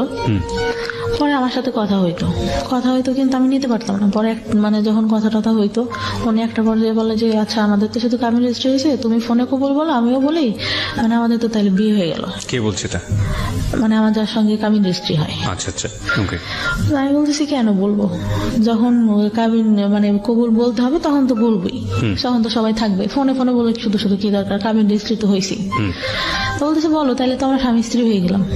তো উনি বলে 3 বার বলে, আমি বলি না। মানে আমার মনের মধ্যে যেন কেমন একটা লাগে যে কি ফোনে কেন বলবো, আর যদি বিয়ে না হয়, আমার কেন জানি না মনের মধ্যে বললো যে যদি না হয়। আপনি তো রেজিস্ট্রি হয়ে গেছে, কিন্তু ওই যে ইসলামিক ধর্মে যেভাবে হয় সেটা তো হয়নি। আচ্ছা, আমরা তো ধর্মে বুঝি যে মানে কাবিন রেজিস্ট্রি হলে তো বিয়ে হচ্ছে না, আমাদের কবুল বলতে হবে 3 বার, আমাদের হাদিসে যতটুকু বলা আছে। আচ্ছা, ওটা তো হয়নি। যদি না হয় মানে আমার ওই চিন্তাটা মাথার মধ্যে। আমি তখন স্টিল আমার বয়ফ্রেন্ড লাভ করি। পরে আমার বয়ফ্রেন্ডটা মাঝে মধ্যে ঢাকার থেকে আসতো। তারপরে একটা পর্যায়ে মানে এতটাই হয়ে যায়, ফিজিক্যাল রিলেশন হয় আমাদের মধ্যে। মানে বয়ফ্রেন্ডের সঙ্গে? হ্যাঁ, বয়ফ্রেন্ডের সঙ্গে ফিজিক্যাল রিলেশন হয়। পরে মানে ও কন্টিনিউ আমার বাসায় আসতে থাকে, রাতে আসতে থাকে, এরকম হয়। পরে মানে ফিজিক্যাল রিলেশন হলে আমি মানে ফার্স্ট, তার আগে তো বলছি যে একটা বয়ফ্রেন্ডের সঙ্গে হয়। তো ওই টাইমটাতে ও বলতো যে ওই বয়ফ্রেন্ডটার কথাও জানতো যে তুমি এইগুলা করছো। আবার ওই যে বললাম যারা পিছনে ঘুরতো ওরা ওই বাজে কথা বলতো, না করলেও বলতো। তো ওইখান থেকে মানে আমার খুব খারাপ লাগতো যে কি রে, ওর সাথে আমার সব হয়ে গেল, ওরা আমি সব বলছি, তারপরে ও কেন আমাকে এগুলা বলে।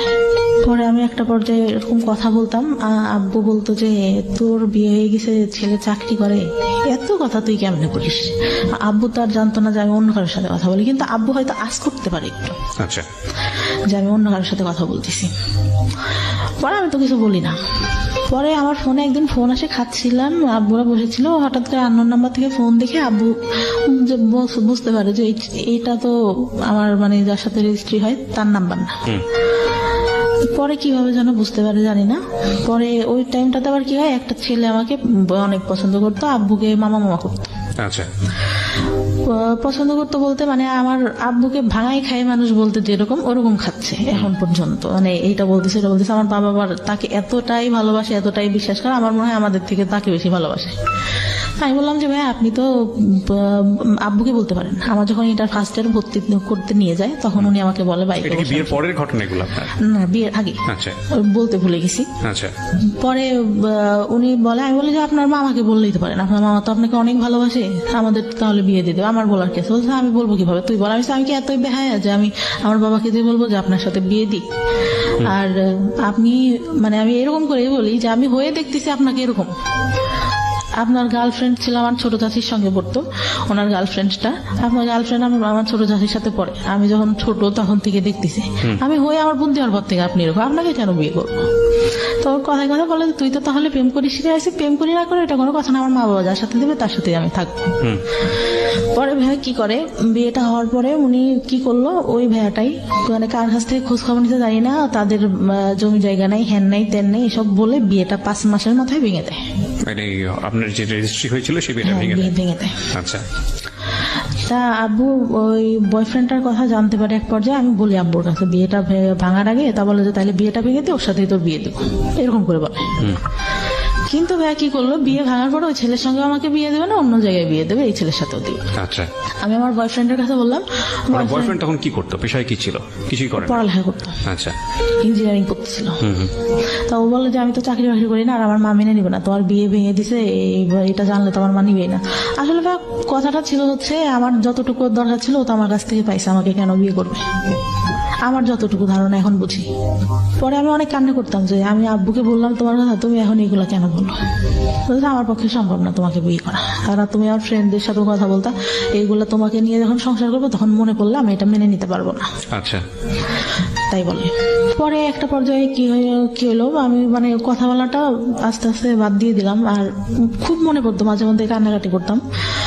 ও মানে ভাইয়া অকথ্য ভাষা আমাকে গালাগালি করতো।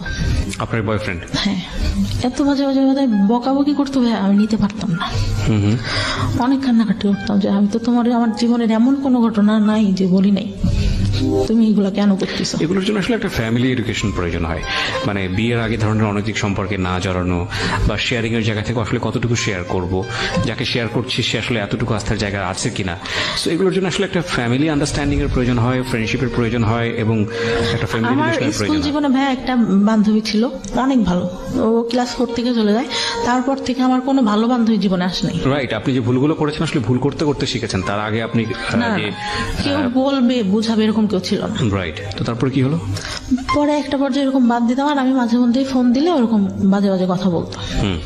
পরে মানে ওই বিয়েটা ভেঙে গেলে আমি আবার আব্বুকে বললাম যে আচ্ছা যাই হয়েছে হয়েছে, ও তো আমাকে কি করবে না। আর আমি মানে চিন্তা করে দেখলাম, আব্বুকে বললাম যে ও বলতিছে এই কথাগুলা, তার থেকে বিয়ের পরে যদি অশান্তি করে তার থেকে এখন হয়তো বাদ দিয়ে দেওয়াই ভালো। ওই আগে আমার যে কাবিন রেজিস্টার হয় ওই ছেলেটা আবার মানে আমাকে খুব ভালোবাসতো, আর ওর বাবা আমাকে অনেক আদর করতে ভাই। মানে আমার মনে হলো যে আর একটা বাবা পাইছে আমার জীবনে, মানে এত ভালো লোকটা ছিল। মা ছাড়া কথা বলতো না আমার সঙ্গে কখনো, প্রত্যেকটা দিন আমি ফোন না দিলেও সে ফোন দিয়ে কথা বলতো। তা আমি একটা পর্যায়ে বললাম যে এতদিন কথা বলছি, আমার চাচাদের বললাম, আমার ফুপাদের বললাম যে আপনারা আব্বুকে দেখেন ম্যানেজ করতে পারেন কিনা, ওই ছেলের সঙ্গে আমি কথা বলি। তখনও মানে কাবিন রেজিস্টার হয়েছিল ছেলেটার সাথে। ও বলে যে আচ্ছা তোমার বাসা থেকে যদি দেয় আমি তোমাকে নিব, কারণ আমি তোমার অনেক ভালোবেসে ফেলছি। পরে ইয়া করার পরে কি হয়, আব্বু রাজি হইলো, যাও ওদের বাসায় গেল, ছেলে বাসায় নেই। আমার চাচা ফুপা ফোন দেয়, ছেলে ফোন ধরে না। ওর সেদিন ওর ভাবিরা ওর মারাও নাকি ভালো ব্যবহার করে না, ওর বাবা শুধু ভালো করে কথা বলে। পরে আমার চাচারা এসে বললো যে ওই ছেলে বিয়ে করবে না, হয়তো বিয়ে করতে চেয়ে ভেঙে দিবে এরকম। আচ্ছা, পরে ওই ছেলেটা আবার ফোন দিয়ে চাচাদের বলে, আচ্ছা আমি একটু বাইরে ছিলাম এই জন্য ফোন, তুই ফোন ধরতা, বাইরে ছিল আমাদের সামনে আসে নাই, ঠিক আছে। একটা কথা কি ভাইয়া, যেটা সত্যি কথা, ওই ছেলেটার অনেক বয়স ছিল, এই জন্য মূলত ও চাচাদের সামনে আসেনি। ওকে, ও ভাবছে যে এত ছোট মেয়েকে আমি বিয়ে করছি, আমার সাথে হয়তো দেখার পরে দিবে না, এই জন্য সে ভয়ে সামনেই আসে। সামনেই আসে নাই। আচ্ছা, আমি একদিন বিয়ের পরে যখন বিয়েটা ভাঙে নাই তখন বলি যে আপনার বয়স এত বেশি, আপনি আমাকে বিয়ে করলেন, আপনি তো দেখছেন আমি তো তখন তাকাই দেখি না, আপনি তো দেখছিলেন যে আমি তাকাইও দেখি নাই, আপনার কি এটা ঠিক হয়েছে? বলে আসলে এখন বুঝতেছি ঠিক হয় নাই, তারপরে তোমার কি মানে বিয়েটা ভেঙে দিব? হয়েছে না, মেয়েদের জীবনে একবারে আমাদের যে ফ্যামিলি যে স্ট্যাটাস ছোটবেলা থেকে দেখে আসতেছি, একটা মেয়ের বিয়ে ভেঙে গেলে পরে আর ভালো বিয়ে হয় না। ছেলেটা বয়স বেশি হলেও, যেটা সত্যি কথা আমার লাইফে দেখা, শ্রেষ্ঠ মানুষ ছিল, এত ভালো কথা। আর তাকে আমি ফোনে আমার বলা লাগতো না, এক সপ্তাহ পর পর ফোনের টাকা লুট দিয়ে দিচ্ছে, ফোন দিলে কোনোদিনও ধরতো না, কেটে ব্যাক করতেছে, আচ্ছা, এরকম ছিল। পরে কি করলো, আমাদের যেদিন মানে বিয়ের কথা ছিল, ওদের ওই দিক থেকে দাওয়াত টাওয়াত সব দেওয়া শেষ, তার মধ্যে তো বিয়েই করে দিয়েছে, কিন্তু আমাদের এদিকে কোনো প্রোগ্রামই না। মূলত আমার বিয়েটা ভাঙে আমার বাবা ওই ছেলেটার কথা শুনে, আর হচ্ছে ভাইয়ের বিয়ে দেওয়ার পরে আমার বাবার হাতে হয়তো অত টাকা ছিল না, সে গল্প দিচ্ছে যে আমার একটাই মেয়ে, অনেক বড় করে হ্যান করবো ত্যান করবো, কোনো কিছু করতে পারবে না, এইটা কারণ ছিল। পরে হুট করে ছোট চাচা নিয়ে আসে, যে আমাকে মানে ছোটবেলা থেকে ফিজিক্যালি টর্চার করতো, সে নিয়ে আসে। তা নিয়ে আসলে আমার বাবা বলে যে সব কাপড় কেন পরে আছিস, ভালো কাপড় পরতে পারিস না? বাসার উপর কি পরবার? আচ্ছা ভালো কাপড় পরতে, তা আমি মানে তখন একটু আন্দাজ হয় যে ভালো কাপড় কেন পরতে বলতেছে। তো নিয়ে আসলে ছেলেটা এত সুন্দর করে এত ভঙ্গিমায় কথা টথা বললো, আমাকে শাড়ি পরায় আবার সেই সামনে নিয়ে বসাইলো, সব কিছু জিজ্ঞাসা করলো। আমি ওনার ভঙ্গিমা দেখে, কথা বলা দেখে, দেখতে সুন্দর ছিল আমার, মানে ভালোই, মানে একটা বার তাকাইছিলাম, ভালোই লাগলো। এর থেকে একটু বয়সই হবে, তারপরও বয়সের ডিস্টেন্স আমাদের 15 বছর মতো। তা আমাকে পরে হচ্ছে ওদের বাসার থেকে দেখতে আসবে, এর মধ্যে ওই ছেলে ভাই আমাদের মানে সবকিছু, আমার বাবা সবকিছু খোঁজ নিছে এক রাতের মধ্যে, একদিনের মধ্যে। আর নেওয়ার পরে ওরা বাসার থেকে আসে, আমি আবার বলি যে আমার যে আগে একটা ইয়া হয়েছিল, এটা কি বলা হয়েছে কিনা। আর মাকে জিজ্ঞাসা করলাম যে আমি কিন্তু পরে এবার বিয়ের পরে সমস্যা হবে, এটা কিন্তু আমি মেনে নেব না। ওকে, পরে ঘটককে বলে, ঘটক আবার বলে যে না, বলা হয়নি। তা বলে যে আচ্ছা তাহলে বাবু বলে যে আচ্ছা বলো, যদি বললে যদি করলো, নাইলে নাই, বিয়ে করলে। পরে ভাইয়া বিয়ে উনি ওনাকে বলছে, উনি সবার কাছে খোঁজ নিতে, কিন্তু সবাই তো জানে, যেহেতু ফ্যামিলিটা ভালো জানে, সবাই বলছে যে না উঠাই নাই, শুধু ওদের কাবিন রেজিস্ট্রি হয়েছিল।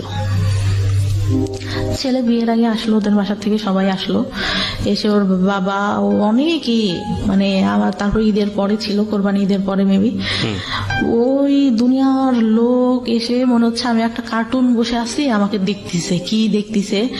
ছেলের নানা ছিল, আমার চুল ধরে ঘোমটা নামায়, এইটা ওইটা, আমার খুব বিরক্ত লাগছে, কি রে চুল ধরবে, এইটা কি চুল ধরার যুগ নাকি? 2015 সাল ভাই, চিন্তা করেন আমার চুল ধরে হাঁটা দেখতেছে, কেমন মেজাজটা গরম হতে পারে তখন।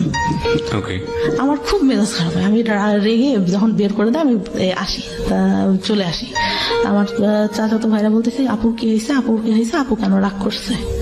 আমার চাচাতো ভাই বড় চাচার ছেলে, আমার থেকে বয়সে ছোট, মানে আমাদের বাবা আগে বিয়ে করে তো এই জন্য। তো আমাকে অনেক ভালোবাসে, বুবু বলে ডাকে। বুবুর কেন রাগ করছে, বুবু কি হয়েছে? চুল কেন ধরে দেখলো, আমার হাঁটা কেন দেখলো, আমি কি ইয়া নাকি, এরকম করে বলি। পরে তাদেরও পছন্দ হয়, বিয়ে পরে সেদিন বিয়ে পড়াই দিল ভাই, একদম। আগেরটা ডিভোর্স হয়েছিল? হ্যাঁ, ডিভোর্স হয়ে গেছে, তার মনে হয় ভাইয়া 1 সপ্তাহের মাথায় আমার বিয়ে দিয়ে দিল। ডিভোর্স হলেও তো 3 মাস সময় লাগে, ওয়েট করতে হয়। হ্যাঁ, কি করলো, বিয়ে দিয়ে দিল। আর আব্বুর একটু ক্ষমতা ছিল, বললাম না, একটু পলিটিক্যালি ইয়া ছিল, ওই জন্য কেউ আর কিছু বলে টলে নাই, ইয়া করে নাই। কিন্তু ওই ছেলেরা নেওয়ার জন্য অনেক লোক দিয়ে খবর পাঠাইছে, ত্যান করছে, কিন্তু এদিক থেকে আমাদের এদিক থেকে কোনো কথা ইয়া হয়নি। তা আমি একটা সময় মানে আগের যে ছেলেটা ছিল ওকে বলছিলাম যে তুমি যদি চাও আমি কিন্তু চলে আসবো, কিন্তু সে নাচরবন্ধ অনুষ্ঠান করতে হবে, হ্যান ত্যান এটা সেটা। আবার তাদের চিন্তা ছিল কিছু দেবে না। পরে এর সাথে বিয়ে হয়ে গেল, সেদিন বিয়েটা একদম পড়াই দিল। বিয়েটা পড়াই দেওয়ার পরে ছেলের কথার ভঙ্গিমা এটা সেটা। সে ডিপ্লোমা কমপ্লিট করছে, সে বললো যে আমি বিএসসি কমপ্লিট করছি। মিথ্যা কথাটা পুরাই বললো। বললো যে টাউনে জায়গা আছে ওইখানে বাড়ি করবো, এটাও পুরা মিথ্যা কথা। জায়গা কিছুই মানে এমনিতে গ্রামে জায়গা জমি আল্লাহর রহমতে ভালো আছে, কিন্তু ওইগুলো মিথ্যা কথা। কারণ ওদের যে বাড়ি টাড়ি দেখলে তো বিয়ে দিবে না। আমার চাচা কিন্তু দেখে আসছে ভাই, কিন্তু সে মানে বাড়ি কেমন এটা কেমন এটা কেমন কিছুই বলে নাই। বলছে ভাই ছেলে ভালো চাকরি করে, ভালো দেখতে, বাড়ি জমি জায়গা যা আছে অনেক ভালো। বিয়ে হওয়ার পরে তার সাথে উঠাই নাই তখন, এমনিতে বিয়ে হলো, ছেলে থাকলো রাতে, সবকিছু জিজ্ঞাসা করলো যে বিয়ে হয়েছিল, কোনো কিছু হয়েছে কিনা এটা সেটা। আমি বললাম না, বিয়ের আগে তো বলছি যে শুধু কথাই হইতো আর কোনো কিছু না। আর ছেলেটা হয়তো এরকম ছিল না যে দেখা করবে বা হ্যান ত্যান। পরে সারা রাত গল্প টল্প করলাম, করার পরে মানে যে বলে না যে মানে হাজবেন্ডের কাছ থেকে একটা ভালো কথা বা ভালো কিছু, সে প্রথম অনেক ভালো কথা বলতো, ভালো ব্যবহার করতো। আমি ফার্স্ট যখন ঢাকায় আসলাম, একা আসলে চাকরি করতো, একটা বাসায় এসে একা থাকতো। তার ফ্রেন্ডের সাথে একটা বিজনেস করতো, এক পাশে হচ্ছে তাদের জিনিস থাকতো, এই কসমেটিক্স এটা সেটা, আর এক পাশে ও থাকতো। কি হয় ভাই, আমাকে একটা ফোন গিফট করে, ফোনটা হারাই যায়। বাস থেকে যখন নামবো গাবতলিতে, আমার ব্যাগে ধাক্কা লাগে বাসের মধ্যে থেকেই। আমি ভাবি যে হয়তো সিটে লেগে ধাক্কা লাগছে।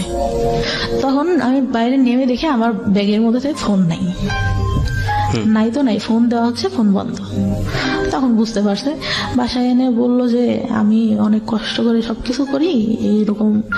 আমি অনেক কান্না করতেছি যে আসলে আমি তো ইচ্ছা করে করিনি। আমার আব্বু ফোন দিচ্ছে, কি হয়েছে, ফোন বন্ধ কেন, ফোন হারাই গেছে, ওর সাথে কথা বলতেছে। আমি না, আব্বু রাগারাগি করবে, আমি বলবো না, আমি কথা বলবো না। আমি অনেক কান্না করি, কিন্তু ও এইভাবে বলে, আমার খুব মানে খারাপ লাগে যে আমি তো ইচ্ছা করে ফোনটা হারাই নাই, এইভাবে কেন বলতেছে। আর ওর মানে বিয়ের প্রথমে এত ভালো কথা, আমি এসে ঢাকায় এসে দেখলাম পুরাই উল্টাটা ভাইয়া, পুরা উল্টা, মানে একদম মানে মনে হলো আকাশ থেকে আমি পাতালে পড়ে গেছি, এটা কি। পরে উঠাই নিল মনে হয় প্রায় 6-7 মাস পরে। উঠাই নেওয়ার পরে আমাকে যেরকম মানে ইয়াতে আমি পার্লার থেকে সেজে আসলাম, এই বউটো সে যে এত সুন্দর করে আসলো, সে আমার সাথে এতদিন যে সংসার করতে, সে বিয়ের দিন সে এমন ভাব করতেছে যে আমার প্রথম দেখতেছে। আমার খুব বিরক্ত লাগতেছে, আমি বসে বসে খুব ফুল দিছি আগে, কি রে বিয়ে হয়ে গেছে আগের থেকে চেনা জানা, সে এমন একটা ঢং করতেছে যে আমার এই ফার্স্ট দেখলো এটা সেটা। তার মধ্যে আবার ক্যামেরাম্যান এরকম করে তাকাইতে বলতেছে। আমার আবার একটা জিনিস একটা কেউ যদি বলতো বুঝতে পারতাম, একটাবার বললে যে এটা এরকম না এরকম করো। সে কি বললো, বিয়ে তো প্রথম করতেছি এই জন্য আসলে বুঝি নাই কিভাবে, ক্যামেরাম্যান বলতেছে সে বুঝতেইছে না কি করতে হবে, তাকাইতে হবে কিভাবে কি। বিয়ে তো ফার্স্ট করলাম, আগে তো একটা আর একটাও করি নাই, কিভাবে বুঝবো। আমার ওই কথাটা খুব খারাপ লাগে, কি রে এই খোটা দেওয়া শুরু করলো এটা না কেমনে কি। কথায় এই কথাটা আসতেছিল। অনেকেই হয়তো নোটিস করে, আমি নোটিস করি নাই, বিয়ের পরে করি। তারপরে যখন নিয়ে গেল ভাইয়া, চারপাশে জঙ্গল, মাঝখানে মাটির পথ, আমাকে নিয়ে যাচ্ছে। আমি মানে সন্ধ্যা কি কই নিয়ে যায় আমাকে, এটা কই আসলাম। যখন ওদের বাসার সামনে যে নামালো ভাইয়া, আমি পুরা মানে আমি মানুষের বলে না বেশি কষ্টে হাসি পাই, আমি হাসতেছিলাম। কি থেকে নিয়ে আসলো, হাফ ওয়াল, একটা ফুল ওয়াল, 2টা রুম, একটা হাফ ওয়াল টিন শেড, মানে এমন আগেকার যুগের একটা বাড়ি, এতটুকু ঘর, কই আসলাম আমি। তো তখন আমার মনে সান্ত্বনা দিচ্ছি, তখনও জানি যে ওদের টাউনে জায়গা আছে, ওইখানে বাড়ি করবে। আচ্ছা, তো ওইটা বলে মনে সান্ত্বনা দিচ্ছিলাম, না জায়গা জমি আছে, বাড়ি করবে, এখানে থাকবে না, তো এখানে বাড়ি করে কি করবে, হয়তো এটা। পরে ভালোই থাকলাম ওইখানে 2 দিন। পরের দিন অনুষ্ঠান করলো, পরের দিন যাইতে দিল না। 2 দিন পরে আবার বাবার বাড়িতে আসলাম, ওর বোনরা আসলো সাথে। বিয়ের পরে কি হলো, আমার গেছি, আমার যে গয়নাটা দিছে আমার ছোট ননদ দেখে বলে, কি গয়না দিছে, দেখতে ভালো না, এই আমাদের বাসা থেকে যেটা দিছে অনেক সুন্দর। তারপরে আমি তো মানে আমার মন খারাপ, আমি বললাম যে আব্বু বলছে যে আমার তো একটাই মেয়ে, তো তোমাকে আমি ভালো করে বানাই দেবো, এখন তাড়াহুড়া করে এইটা ওদের কাছে ছিল, এটা এনে দিছি বলি। পরে ওর আবার চাকরিতে তো ছুটি ছিল না, 1 সপ্তাহ পরে আবার গেলে আবার শ্বশুর বাড়িতে আসলাম। তার মধ্যে লাগলো ঝামেলা, কি মাছ কুটতে দিছে ভাইয়া। জীবনে যে আমি কোনোদিনও আমার ছোটবেলা থেকে আমি জীবনে কোনোদিনও আমি নিজে মনে করে না হাত দিয়ে ভাত নিয়ে খাইছি। শীতের দিন ভাবে এত অলস ছিলাম, শীত লাগবে হাত দিয়ে ভাত খেতে গেলে আম্মু খাওয়াই দিতে হবে, নাইলে রাতে সেদিন খেলাম না, শুয়ে পড়লাম এরকম। তো মাছ কুটতে দিয়েছে, ছোট মাছ ভাই, আমি এত আস্তে আস্তে আস্তে আস্তে কাটতেছি, আমার ননদটাও কাটতেছে। তো বলতেছে যে এত আস্তে আস্তে মানুষ মাছ কাটে। আমি বলতেছি আমি তো কখনো করি নাই, এই তো করতেছি এই বেশি। তো আমি বাসায় এসে মানে ওদের আমার কোনো কাজই পছন্দ হয় না ভাই। তো আমি খুব মানে আমার খুব খারাপ লাগতেছে, আম্মুর কথা মনে করতেছে, কান্না করতেছে যে আমার এটা কি দিল, কি দেখে বিয়ে দিল। পরে ওদের একটা খালু থাকে, ওদের সাথে আবার ওর টাকা দেয়, ওদের সাথে আবার ঝামেলা হয়। তা ওই খালুটা মানে বিয়ের দিন আমার চাচাকে নাকি ইয়া করে বলে যে বিয়ে তো দিলেন, পরে বুঝবেন মজাটা কেমন, এরকম বললো। আমরা তখন আমার চাচা, ছোট চাচা কিছু বলে নাই তাকে। পরে আব্বুকে হয়তো বললে আমার বিয়ের কিছুদিন বলতে 5-6 মাস পরে আমি মনে হয় প্রেগনেন্ট হই। 1 মাস পর আমি বুঝতে পারি, তার আগে বুঝতে পারি না। 1 মাস পর যখন পিরিয়ড হচ্ছে না তখন বুঝতে পারি। তার মধ্যে ওই যে শ্বশুর বাড়িতে যাই মাঝে মধ্যে, আমার শ্বশুর তখন বেঁচে ছিল, এইটা নিয়ে বাঁধাবে ওইটা নিয়ে বাঁধাবে, এইরকম এই কাজটা কেন করে না, ওইটা কেন কিছুই করে না। আমি তো ভাই আমি বুঝি না আসলে সংসারে কি করতে হয়, টোটালি আমি বুঝি না কি করতে হয় একটা সংসারে। যে উঠবো সকালে উঠে এটা করবো এটা করবো, আমি তো ওইভাবে মানুষই নেই। সব দেখছি আমার মা কাজের লোক দিয়ে করাচ্ছে, নিজে শুধু রান্নার বান্না করতেছে। মানে বললাম না ফ্যামিলিটা বড় ছেলে একসাথে ছিল সবাই, তো করতেছে। তারপর আমি মানে করতাম না। আমার কি হলো, বাচ্চাটা যখন প্রেগনেন্ট আমি, তখন আমি একদম আমার বাড়িতে, আমার বিয়ের পরে ভাই আমার হাজবেন্ড আমাকে কাপড় দিত না। ওকে। টোটালি বলতে আমি গেছি, আমার একটা জামা সবসময় পরার জন্য 500-550 টাকা দাম হবে। বললাম যে এটা আমার পছন্দ হয়েছে, আমি নিবো। আমার কাছে টাকা নেই, তোমার কাছে থাকলে নাও। তারপর আমি নিলাম, আমি ইয়া করি নাই। আবার আমার খালার ছেলেটা অসুস্থ হয়ে যায়, ওর কাছে টাকা ছিল না, আমি মানি ব্যাগ দেখে আমার কাছে টাকা ছিল, ওইটার মধ্যে দিয়ে দিই। আর এতটাই ভালোবাসলাম ভাই ফার্স্ট টাইমে, এতটাই বিশ্বাস করছি তার কথা শুনে। পরে আমার খুব খারাপ লাগে। ঈদ যায় 2টা ভাই, ঈদে 1 কাপড়ও দেয় না আমাকে। আমার বাবার বাড়ি থেকে সব ঢাকায় আসছি, এই বছর বাণিজ্য মেলায় যাবো ভাইয়া। আমি বললাম যে গেলে কি কিনে দেবা, বলে যাওয়ার আগেই কি কিনে দিব। বাণিজ্য মেলায় সবাই ঘুরতে যায়, কিছু কিনতে যায় না, ওখানে অনেক দাম। তাহলে কি দরকার আছে যাওয়ার। ওকে। পরে আমি আম্মুরে ফোন দিয়ে কান্না করতেছিলাম, আব্বু আবার বিকাশে 2000 টাকা পাঠায় ওর, যে ও গেলে যা কিনতে যায় কিনে দিও। পরে যাই, ওখান থেকে একটা হাতের ব্রেসলেট, একটা পাইল কিনে আর একটা আংটি কিনি। ও মানে আমাকে নিয়ে যাওয়ার পরে ভাই শুধু গ্রাউন্ড দিয়ে ঘোরাচ্ছে, এই যে সব আগে ঘুরে দেখো। দোকান যখন বন্ধ হয়ে যাচ্ছে তাড়াহুড়া করে ওই 3টা জিনিস নেই। নিয়ে আসার পরে যে প্রেগনেন্ট, তখনও জানি না প্রেগনেন্ট। আসি আবার যাই ওই শ্বশুর বাড়িতে, বেশি হলেও 3 থেকে 4 দিন থাকি, তার মধ্যেও ভাই যত সব কাহিনী। আবার এখন পর্যন্ত দুপুরে ঘুমান আমার শাশুড়ি দেখতে পারে না, এই ঘুমায় দেখে তুই অবস্থা। একটু কাজ করে রসুন পেঁয়াজ ছিলে রাখলে পরে রান্না বান্না করতে তাড়াতাড়ি হয়। মানে একেবারে ঘরের ভিতরকার গল্প, সেই যে গল্পটা না হয় আমরা নাই বা গেলাম। কিন্তু আপনি এখন যেটা বুঝছি যে আপনি একটা সংসার করছেন, আপনার সেকেন্ড বিয়ে, এবং এই সংসার করা অবস্থায় আপনার একটা বাচ্চা আছে যার বয়স 3 বছরের মতো, 2.5 থেকে 3 বছর। এবং আপনার জীবনের কিছু অসহনীয় অতীত আছে, যেটা খুব বড় আকারের সিক্রেটস না, বাট কোন শিশুর জীবনে বড় আকারের সিক্রেটসটা বলবো আমি, কথাটা বলা ঠিক হলো না, অবশ্যই বড় ধরনের সিক্রেটস, কিন্তু ইম্প্যাক্ট, ভয়ানক রকমের ইম্প্যাক্ট হতে পারে সেই জায়গাটা থেকে হয়তো অন্যদিকে চলে গেছে। তবে আমরা একটু ইম্প্যাক্টের জায়গাতে একটু আসতে পারি, যেটা হতে পারে যে ও যখন ক্লাস 9-এ ছিল ও সুইসাইড করার প্ল্যান করলো। ধরুন 40টা ঘুমের ওষুধ খেয়ে প্ল্যান করেছিল, প্রায় মারা যাওয়ার মতো অবস্থা। ওর জীবনটা ওখানে শেষ হয়ে যেতে পারতো এরকম একটা শৈশবের কারণে, কিন্তু শেষ হয়নি। কিন্তু তারপরেও ওর যে জীবনটা গিফট পেয়েছে ওর ফ্যামিলির কাছ থেকে, সেই জীবনটাও কি খুব সুখকর জীবন? সেটাও, সেখানে কিন্তু স্বপ্ন পূরণের স্বাদ নেই, সেখানে স্বপ্ন পূরণের ব্যবস্থা নেই, একটা সংসার যেখানে সুখ নেই, কোনো রকম খেয়ে পড়ে বেঁচে থাকা, এবং দিন চলে যাচ্ছে, ওকে যাচ্ছে। এটাই কি জীবন? আপনি পড়াশোনা করছেন, জি। আচ্ছা, ডিগ্রি পড়ছেন এখন। হ্যাঁ। আপনাকে যদি আমি একটা নৈবত্তিক প্রশ্ন করি, সেই প্রশ্নের উত্তরটা আমি জানি কি আসবে, তারপর আমি প্রশ্নটা করছি। আপনি কি সুখী? না, একদমই না। একদমই না। কেন আপনি সুখী না? ওই তো বললাম না, ওইরকম করে দেয়। তারপর আমার চাচা, যেটা বলতে ভুলে গেছি, বিয়ের পরে এই ছেলেটার সাথে যখন বিয়ে হয়, ওর চলে গেল। আমার দাদি ছোটবেলা থেকে আমাকে দেখতে পারতো না। এই খাওয়াটা হলে ফুপুরা আসছে, বলবে যে খেতে বসছি, দেখা গেছে সামনে থেকে বাটিটা টান দিয়ে নিয়ে নিত। আপনার ফুপু? আমার দাদি। দাদি? হ্যাঁ। বলতো যে ওরা তো চলে যাবে, তুমি তো বাসায় খাওই, পরে খাবা। মেয়ে বলে হয়তো দেখতে পারতো না। আমার খুব খারাপ লাগতো। আমার বাইকে অনেক ভালোবাসতো আমার দাদি। হ্যাঁ, এই যে ডিসক্রিমিনেশন, এটা আমাদের সমাজে আছে। পরে এই বিয়েটা হওয়ার পরে কি হলো, ফুপুরা আসছে সবাই, আমার হাজবেন্ড চলে গেছে তখন ঢাকায়। আমি ঘুম থেকে উঠছি, আমার অনেক গলা ব্যথা, আমার টনসিলের প্রবলেম এখনো,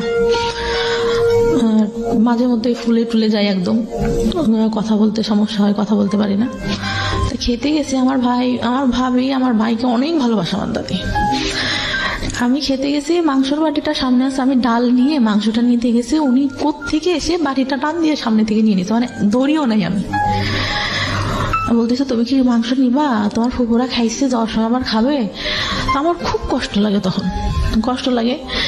আর আমি তখন বলি যে না থাক, খাবো না। পরে ভাত, মানে গলা ব্যথা, তারপরে কষ্টে গলার মধ্যে আর যাচ্ছে না।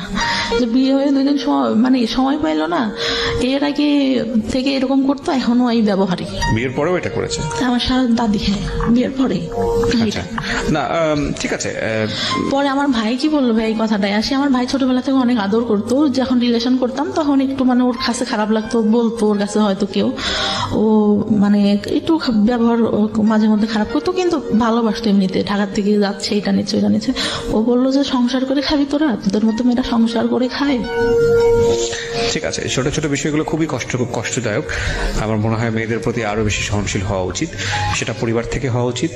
বাবার জায়গাটা ভয়ানক রকম ভাবে মিসিং, এবং কিছু বিষয় আমরা আজকে এই অনুষ্ঠানে সচেতন ভাবেই তুলে আনতে পারিনি, কারণ আমাদের একটা সীমাবদ্ধতা আছে। আর 2 নম্বর যেটা, সেটা হচ্ছে যে মা যে ধরনের ভূমিকায় থাকা উচিত ছিল সেটা তো অবশ্যই ছিল না।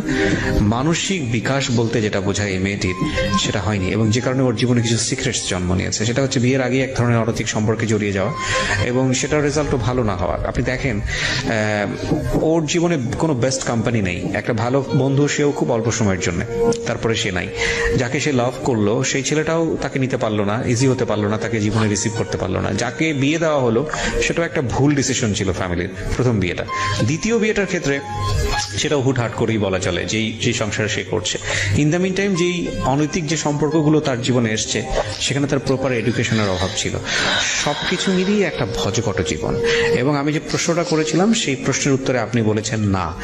না কেন, সেই গল্পটা তো আসলে, সেই আনসারটা তো আসলে পুরো গল্পই। তারপরেও আমরা আপনার কাছ থেকে শুনতে চাই যে আপনি সুখী না কেন। পরে ভাই আমার বাচ্চাটা হওয়ার পরে যখন 6 মাস, আমি সুখী না কেন এই প্রশ্নের উত্তর চাচ্ছি, আমি আর স্টোরিতে যেতে চাচ্ছি না। সুখী না কারণ আমি কাজ করি এখন যতটুকু পারি। তারপরে আমার শাশুড়ি এইটাই ভাবে রান্না করে খায় না, এটাই আমি জানি, ধরেন আপনার দৈনন্দিন জীবনে অনেক ধরনের প্রবলেম আছে, সে কারণে আপনি অসুখী। কিন্তু আপনার জীবনের কি কোনো স্বপ্ন ছিল? হ্যাঁ ভাই, কি স্বপ্ন ছিল? আমি চেয়েছিলাম যে ইন্টার কমপ্লিট করে ভালো একটা কলেজে ভর্তি হব, ওকে, পড়ালেখা করে কিছু একটা করবো, নিজের পায়ে দাঁড়াবো, নিজে আর্ন করবো, ডিসিশন মেক। হ্যাঁ, ডিসিশন মেক করবো। আর একটা ইচ্ছা ছিল যে আমার বাবার টাকা উড়ায় অনেক, মানে মানুষের পিছনে, এটা বুঝে না, এখন অনেক দিনাদায়ী হয়ে গেছে।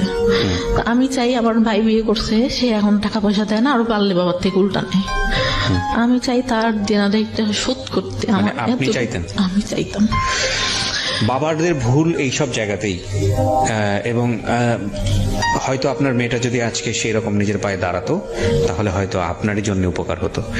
এবং আমাদের, আমি সবসময় যে কথাটা বলি, সবসময়ই বলি, এই গল্পগুলোর সাম আপ একটা জায়গায় এসে দাঁড়িয়ে যায়। Never sacrifice 2 things in your life. Number 1 is education, and number 2 is your career.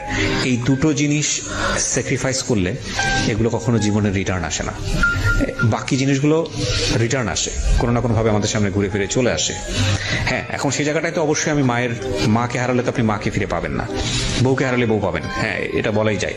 কিন্তু গার্লফ্রেন্ড গেলে জীবনে গার্লফ্রেন্ড আসবে, বয়ফ্রেন্ড গেলে বয়ফ্রেন্ড আসবে। একটা মানুষ জীবন থেকে চলে গেলে তার রিপ্লেসমেন্ট হয়তো অন্য একজন মানুষ হবে, এটা হয়।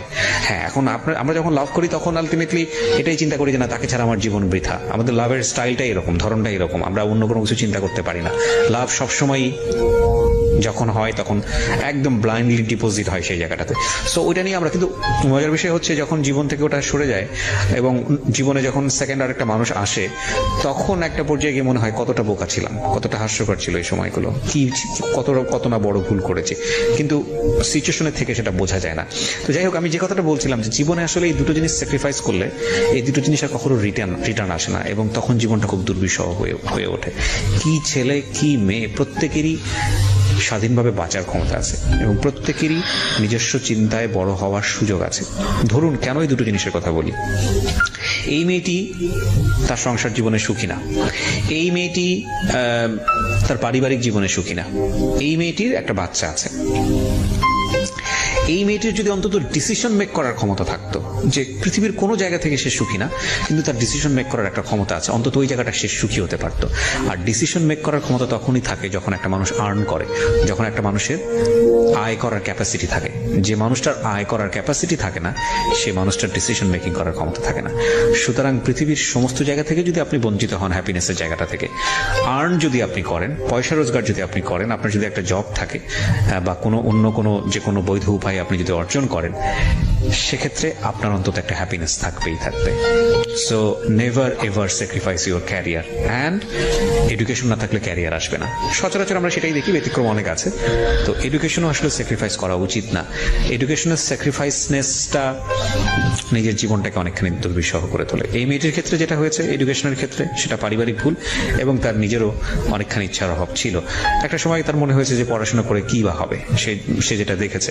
এবং সবকিছু মিলিয়েই এইরকম জীবন, সমাপ্তির মতো জীবন বাংলাদেশের অনেক মেয়ের আছে, অসংখ্য মেয়ের আছে। কিন্তু একটা কথা হচ্ছে যে আমরা আসলে সুন্দর দিনের স্বপ্ন দেখি, আমরা আগামীকাল নিয়ে পজিটিভ ভাবতে চাই, আমরা বেঁচে থাকি ভালো কিছুর জন্য, আমরা প্রতি মুহূর্তে স্বপ্ন দেখি আমাদের জীবনটা অনেক সুন্দর হবে। যে কারণেই আমরা বেঁচে থাকি, আমরা বিশ্বাস করি সৃষ্টিকর্তাতে, এবং একই সাথে আমরা বিশ্বাস করি আমাদের ভাগ্যে ভালো কিছু অপেক্ষা করছে।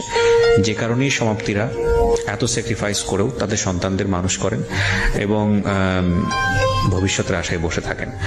ওনার একটা সুখের জায়গা অন্তত আছে, সেটা হচ্ছে ওনার সন্তান। উনি ওনার সন্তানের কাছ থেকে ভালো কিছু আশা করেন। আপনার যদি একটা মেয়ে হয়, আমি এই প্রশ্নটা করে আজকের অনুষ্ঠানটা শেষ করে দিই। আপনার যদি একটা মেয়ে হয়, আপনি আপনার মেয়েটাকে আপনি কিভাবে বড় করবেন? আমার ভাইয়া মেয়ে। ও আপনার মেয়ে? আচ্ছা, ওর বয়স কত? 3 বছর? 3 বছর। ও, তো আপনার এই প্রবলেমগুলা যেগুলো আপনি ফেস করছেন, এখন আপনি তো বোঝেন যে আসলে কোথা থেকে কি হতে পারে। তো এই বিষয়গুলোকে আপনি ওর দিকে খেয়াল রাখেন? সব সময় ভাই, সব সময়। এই যে যেরকম আমার ও বাবা বা এখনই বুঝাই যে এটা তুমি এইটা করতেছ আম্মু, এটা যদি কেউ করে তুমি আমাকে কিন্তু বলবা, শারীরিক যেটা ওটা, এটা কিন্তু সেনসিটিভ। আর ও মানে এত বিশ্বাস করবেন না, এত বুদ্ধি ওর মাথায়। আমি যদি একটু কান্না করি, ভাইয়া মা তোমার কি হয়েছে, বিউটিফুল। আমি চাই আপনার মেয়েকে আপনি ভালো শিক্ষায় শিক্ষিত করেন এবং তাকে মেন্টালি সাপোর্ট দিবে ভাই, সব দিক থেকে। ওর বাবা না দিতে পারলে, আমি যেটা আমার হাজবেন্ড এখন পর্যন্ত ভাই আমার এটা বলা খুব দরকার, হাত খরচ দেয় না, আমার বাচ্চা পেটে আসে তারপরে ফার্স্ট আমার গায়ে হাত তোলে। আমি জানি ভেতরে যদি ঢুকি তাহলে আরো অনেক কিছু বের হবে যেগুলো হয়তো সহ্য করার মতো না, কিন্তু তারপরেও সেই মানুষটাই আপনার মানুষ এবং তার সাথে আপনি সংসার করছেন। হয়তো ভবিষ্যতে সবকিছু ঠিক হয়ে যাবে। সবকিছু ঠিক হওয়া সম্ভব বলে আমার মনে হয় না, কারণ সে এখনো ফেসবুকে এত মেয়ের সাথে কথা বলে। আইডি আছে আপনার কোনো ফেসবুক আছে? হ্যাঁ, আমার ফেসবুক আছে। সো আপনি ওটাতে তাকে মনিটর করেন? না। আচ্ছা, আমি কিন্তু সে এসে করতেছে, কথা বলতেছে, রেখে দিছে, আমি দেখতে গেছি অনেক মেয়ের সাথে। আমি আপনাকে একটা প্রশ্ন করি, প্রসঙ্গটা অন্যদিকে চলে যাচ্ছে। যে মানুষটা আপনাকে ভালোবাসে না, যে মানুষটা আপনাকে সময় দেয় না, বা আপনি তাকে যেভাবে চাচ্ছেন সেভাবে তাকে পান না, সেই মানুষটা 8-10 জন মানুষের সাথে কি করলো না করলো সেটা দিয়ে আপনার কি লাভ? আগে প্রথম অনেক খারাপ লাগতো ভাইয়া, প্রথম অনেক খারাপ লাগতো। এখন মানে দেখেও বলতে গেলে অনেক মারতো। আচ্ছা, অনেকবার তো আমার শ্বশুর বললাম মারা যায়, আমার মেয়েটা যখন 6 মাস বয়স তখন আমার মা আমার সঙ্গে যায়, আমার শাশুড়িরা সব আমার মায়ের দিয়ে এটা করেন তো আপা ওইটা করেন তো আমার ননদরা। লাইফে না সবকিছু চুক্তি দিয়ে হয় না। আপনি যে ঘটনাগুলোর মধ্যে যাচ্ছেন এই ছোট ছোট ঘটনার মধ্যে আমি আর যাচ্ছি না। আমি এখনো পজিটিভ ভাবতে চাই, যেহেতু আমি আপনি আমার সংসার হাজবেন্ডের করছেন। গায়ে হাত তুলে একটা পর্যায়ে ভাইয়া, এইটা ঠিক আছে, আমি জানি আপনার জীবনে হয়তো আরো বেশি সিক্রেটস আছে। আপনি এটা যেটা হয়েছে আপনার কাছে গায়ে কন্টিনিউ হাত তুলতে হয়তো একটা সময় আপনি কি আমি ওই জন্য তুলি না, আমার মায়ের জন্য। আমার বাসায় আমার মা আসে, আমার মেয়েটা তখন ছোট, ও অফিস থেকে এসে কন্টিনিউয়াসলি এটা দেন তো ওইটা দেন তো বলে। আমি বলি যে তুমি এরকম বলো দেখেই তো তোমার বাসায় আমার মা গেছিল, তোমার মারাও বলে। সে এটা দেন তো একটা ওটা দেন তো পর্যায়ে বলতে? উঠে এসে বললো যে তুই দিলি না কেন আমি আসার পর পর। এটা দেন তো ওটা দেন তো বলতে, আম্মুকে বলতো। মানে যৌতুকের ব্যাপারে? না না না, তাহলে? ওই পানি দেন তো আম্মু, এটা খাওয়া, ওইটা একটু আনেন তো আম্মু, এরকম বলতো। আমার খারাপ লাগতো, কি রে আমি আছি আমার মাকে কেন বলে। ও বলতে পারে যে আপনি একটু বাবুকে ধরেন, ওইটা আমাকে সেটা দিক। যাই হোক, আমি সংসারের বিষয়গুলো দিতে চাচ্ছি না। আমি যেটা বুঝি যে আপনি কমপ্লিটলি নট হ্যাপি, কিন্তু এই মানুষটাই ধরেন একটা সময় গেলে সৃষ্টিকর্তা চাইলে হয়তো আপনার সবচেয়ে কাছের মানুষ হয়ে যাবেন, মনের মানুষ হয়ে যাবেন। হয়তো হতে পারে। থিঙ্ক পজিটিভ, পজিটিভ চিন্তা করাটাই বেটার। যেহেতু আপনার পজিটিভ সে চিন্তাটাই হাজবেন্ড, করি ভাই, কারণ আগে যত সমস্যা হতো এখন আগের থেকে অনেক কমছে। সে একটু মানে বলতে গেলে লোভী টাইপের। ঠিক আছে থাক, আপনি ধরেন যেহেতু আপনার সঙ্গে সংসার করছেন তাকে নিয়ে নেগেটিভ না বলাটাই বেটার। আপনি হ্যাঁ। যেটা বুঝি যে আপনি হোপ ফর দ্য বেস্ট, আর দিন শেষে কিন্তু সে আপনার সন্তানের পিতা, বাবা। তাই না? এবং একটা সন্তানের ক্ষেত্রে বাবা মায়ের সম্পর্কটা যেমনই হোক না কেন, এই দুজন মানুষের প্রয়োজন অনেক বেশি, অনেক বেশি। তো এই জায়গাটায় বাবা এবং মাকে অনেক বেশি স্যাক্রিফাইস করতে হয়, এবং এই ধরনের স্টোরি আমরা আমাদের আমি রেডিওতে আমি বলতে ভাইয়া দেখি। যতটা সম্ভব স্যাক্রিফাইস করে যাচ্ছি এখন। আগে তো বুঝতাম না ভাইয়া, ফার্স্ট টাইমে ছোট ছিলাম, অনেক কষ্ট Of course, আপনার লাইফের জায়গাটাতে অনেক বেশি স্যাক্রিফাইসের ব্যাপার আছে। সো আমি আসলে ওই জায়গাটাই কনক্লুশন টানতে চাই যে আপনার সন্তান, আপনি যেই ধরনের পরিবেশের মধ্য দিয়ে বড় হয়েছেন, যেটা আপনার লাইফে খুব নেগেটিভলি ইফেক্ট করেছে, সেটা থেকে সেফ থাকবে, কারণ আপনার এক্সপিরিয়েন্সের জন্য। হ্যাঁ, আমার এই জায়গাটাই experience-এর টানতে চাই হচ্ছে আমার যারা লিসনার তাদের কাছে। দেখুন, গল্পের বিন্যাসে সেই ধরনের কোনো রোম্যান্স নাই, সেই ধরনের কোনো রোমাঞ্চকর ব্যাপার নাই, সেই ধরনের কোনো শিহরিত হওয়ার ব্যাপার নাই, এবং আজকের যে গল্পের বলার ধরন সেখানে সেই ধরনের আপস অ্যান্ড ডাউন তন্ময় হয়ে শোনার মতো হয়তো তেমন কোনো বিষয় নাই, কিন্তু একটা শিক্ষার জায়গা আছে, চমৎকার একটা শিক্ষার জায়গা। ওনার জীবনের কিছু ভুল, কিছু অপরাধের জন্ম হয়েছে ওনার খুব অতীত অভিজ্ঞতার কারণে, এবং একই সাথে ওনার দ্বারা অনেক ভালো কিছু করা সম্ভব ছিল, সেটা হয়নি। সেটা সাফারার ওনার ফ্যামিলি, উনি নিজে, এবং ওনার ফ্যামিলি অফকোর্স, ওনার বাবা মা তো অবশ্যই সাফারার। তো আপনারা যারা শুনলেন তারা যেন ওনার মতো করে ভুলগুলো না করেন, বা তারা যেন তাদের মেয়েকে প্রপারলি বড় করেন। এই যে বেসিক নিড যেগুলো, শিশুকে কি পরিবেশে বড় করলে সে কোনো সেক্সুয়াল অ্যাবিউজের শিকার হবে না, শিশুকে কি পরিবেশে বড় করলে তার যে বেসিক নিডগুলো, তার যে শারীরিক পরিবর্তন, বয়ঃসন্ধিকালের যে বিষয়গুলো, সেগুলো খুব স্বাভাবিকভাবেই সে নিতে শিখবে। শিশুকে কি পরিবেশে বড় করলে যাতে করে তার physical safety and security ensure হবে, শিশুকে কি পরিবেশে বড় করলে শিশু একটা ভুল ধরনের সম্পর্কে যাবে না, এই বিষয়গুলো নিয়ে বাবা মায়ের খুব ওপেনলি ডিসকাশনে যাওয়া উচিত। এগুলো লজ্জার কোনো বিষয় না, বরং লজ্জাটা হচ্ছে তখনই যখন কোনো একটা শিশু এগুলো না জেনে ভুলটা করে বসে। লজ্জাটা তার না, লজ্জাটা হচ্ছে তার বাবা মায়ের। So thank you very much. আপনি যেন সেরকম বাবা মা না হন।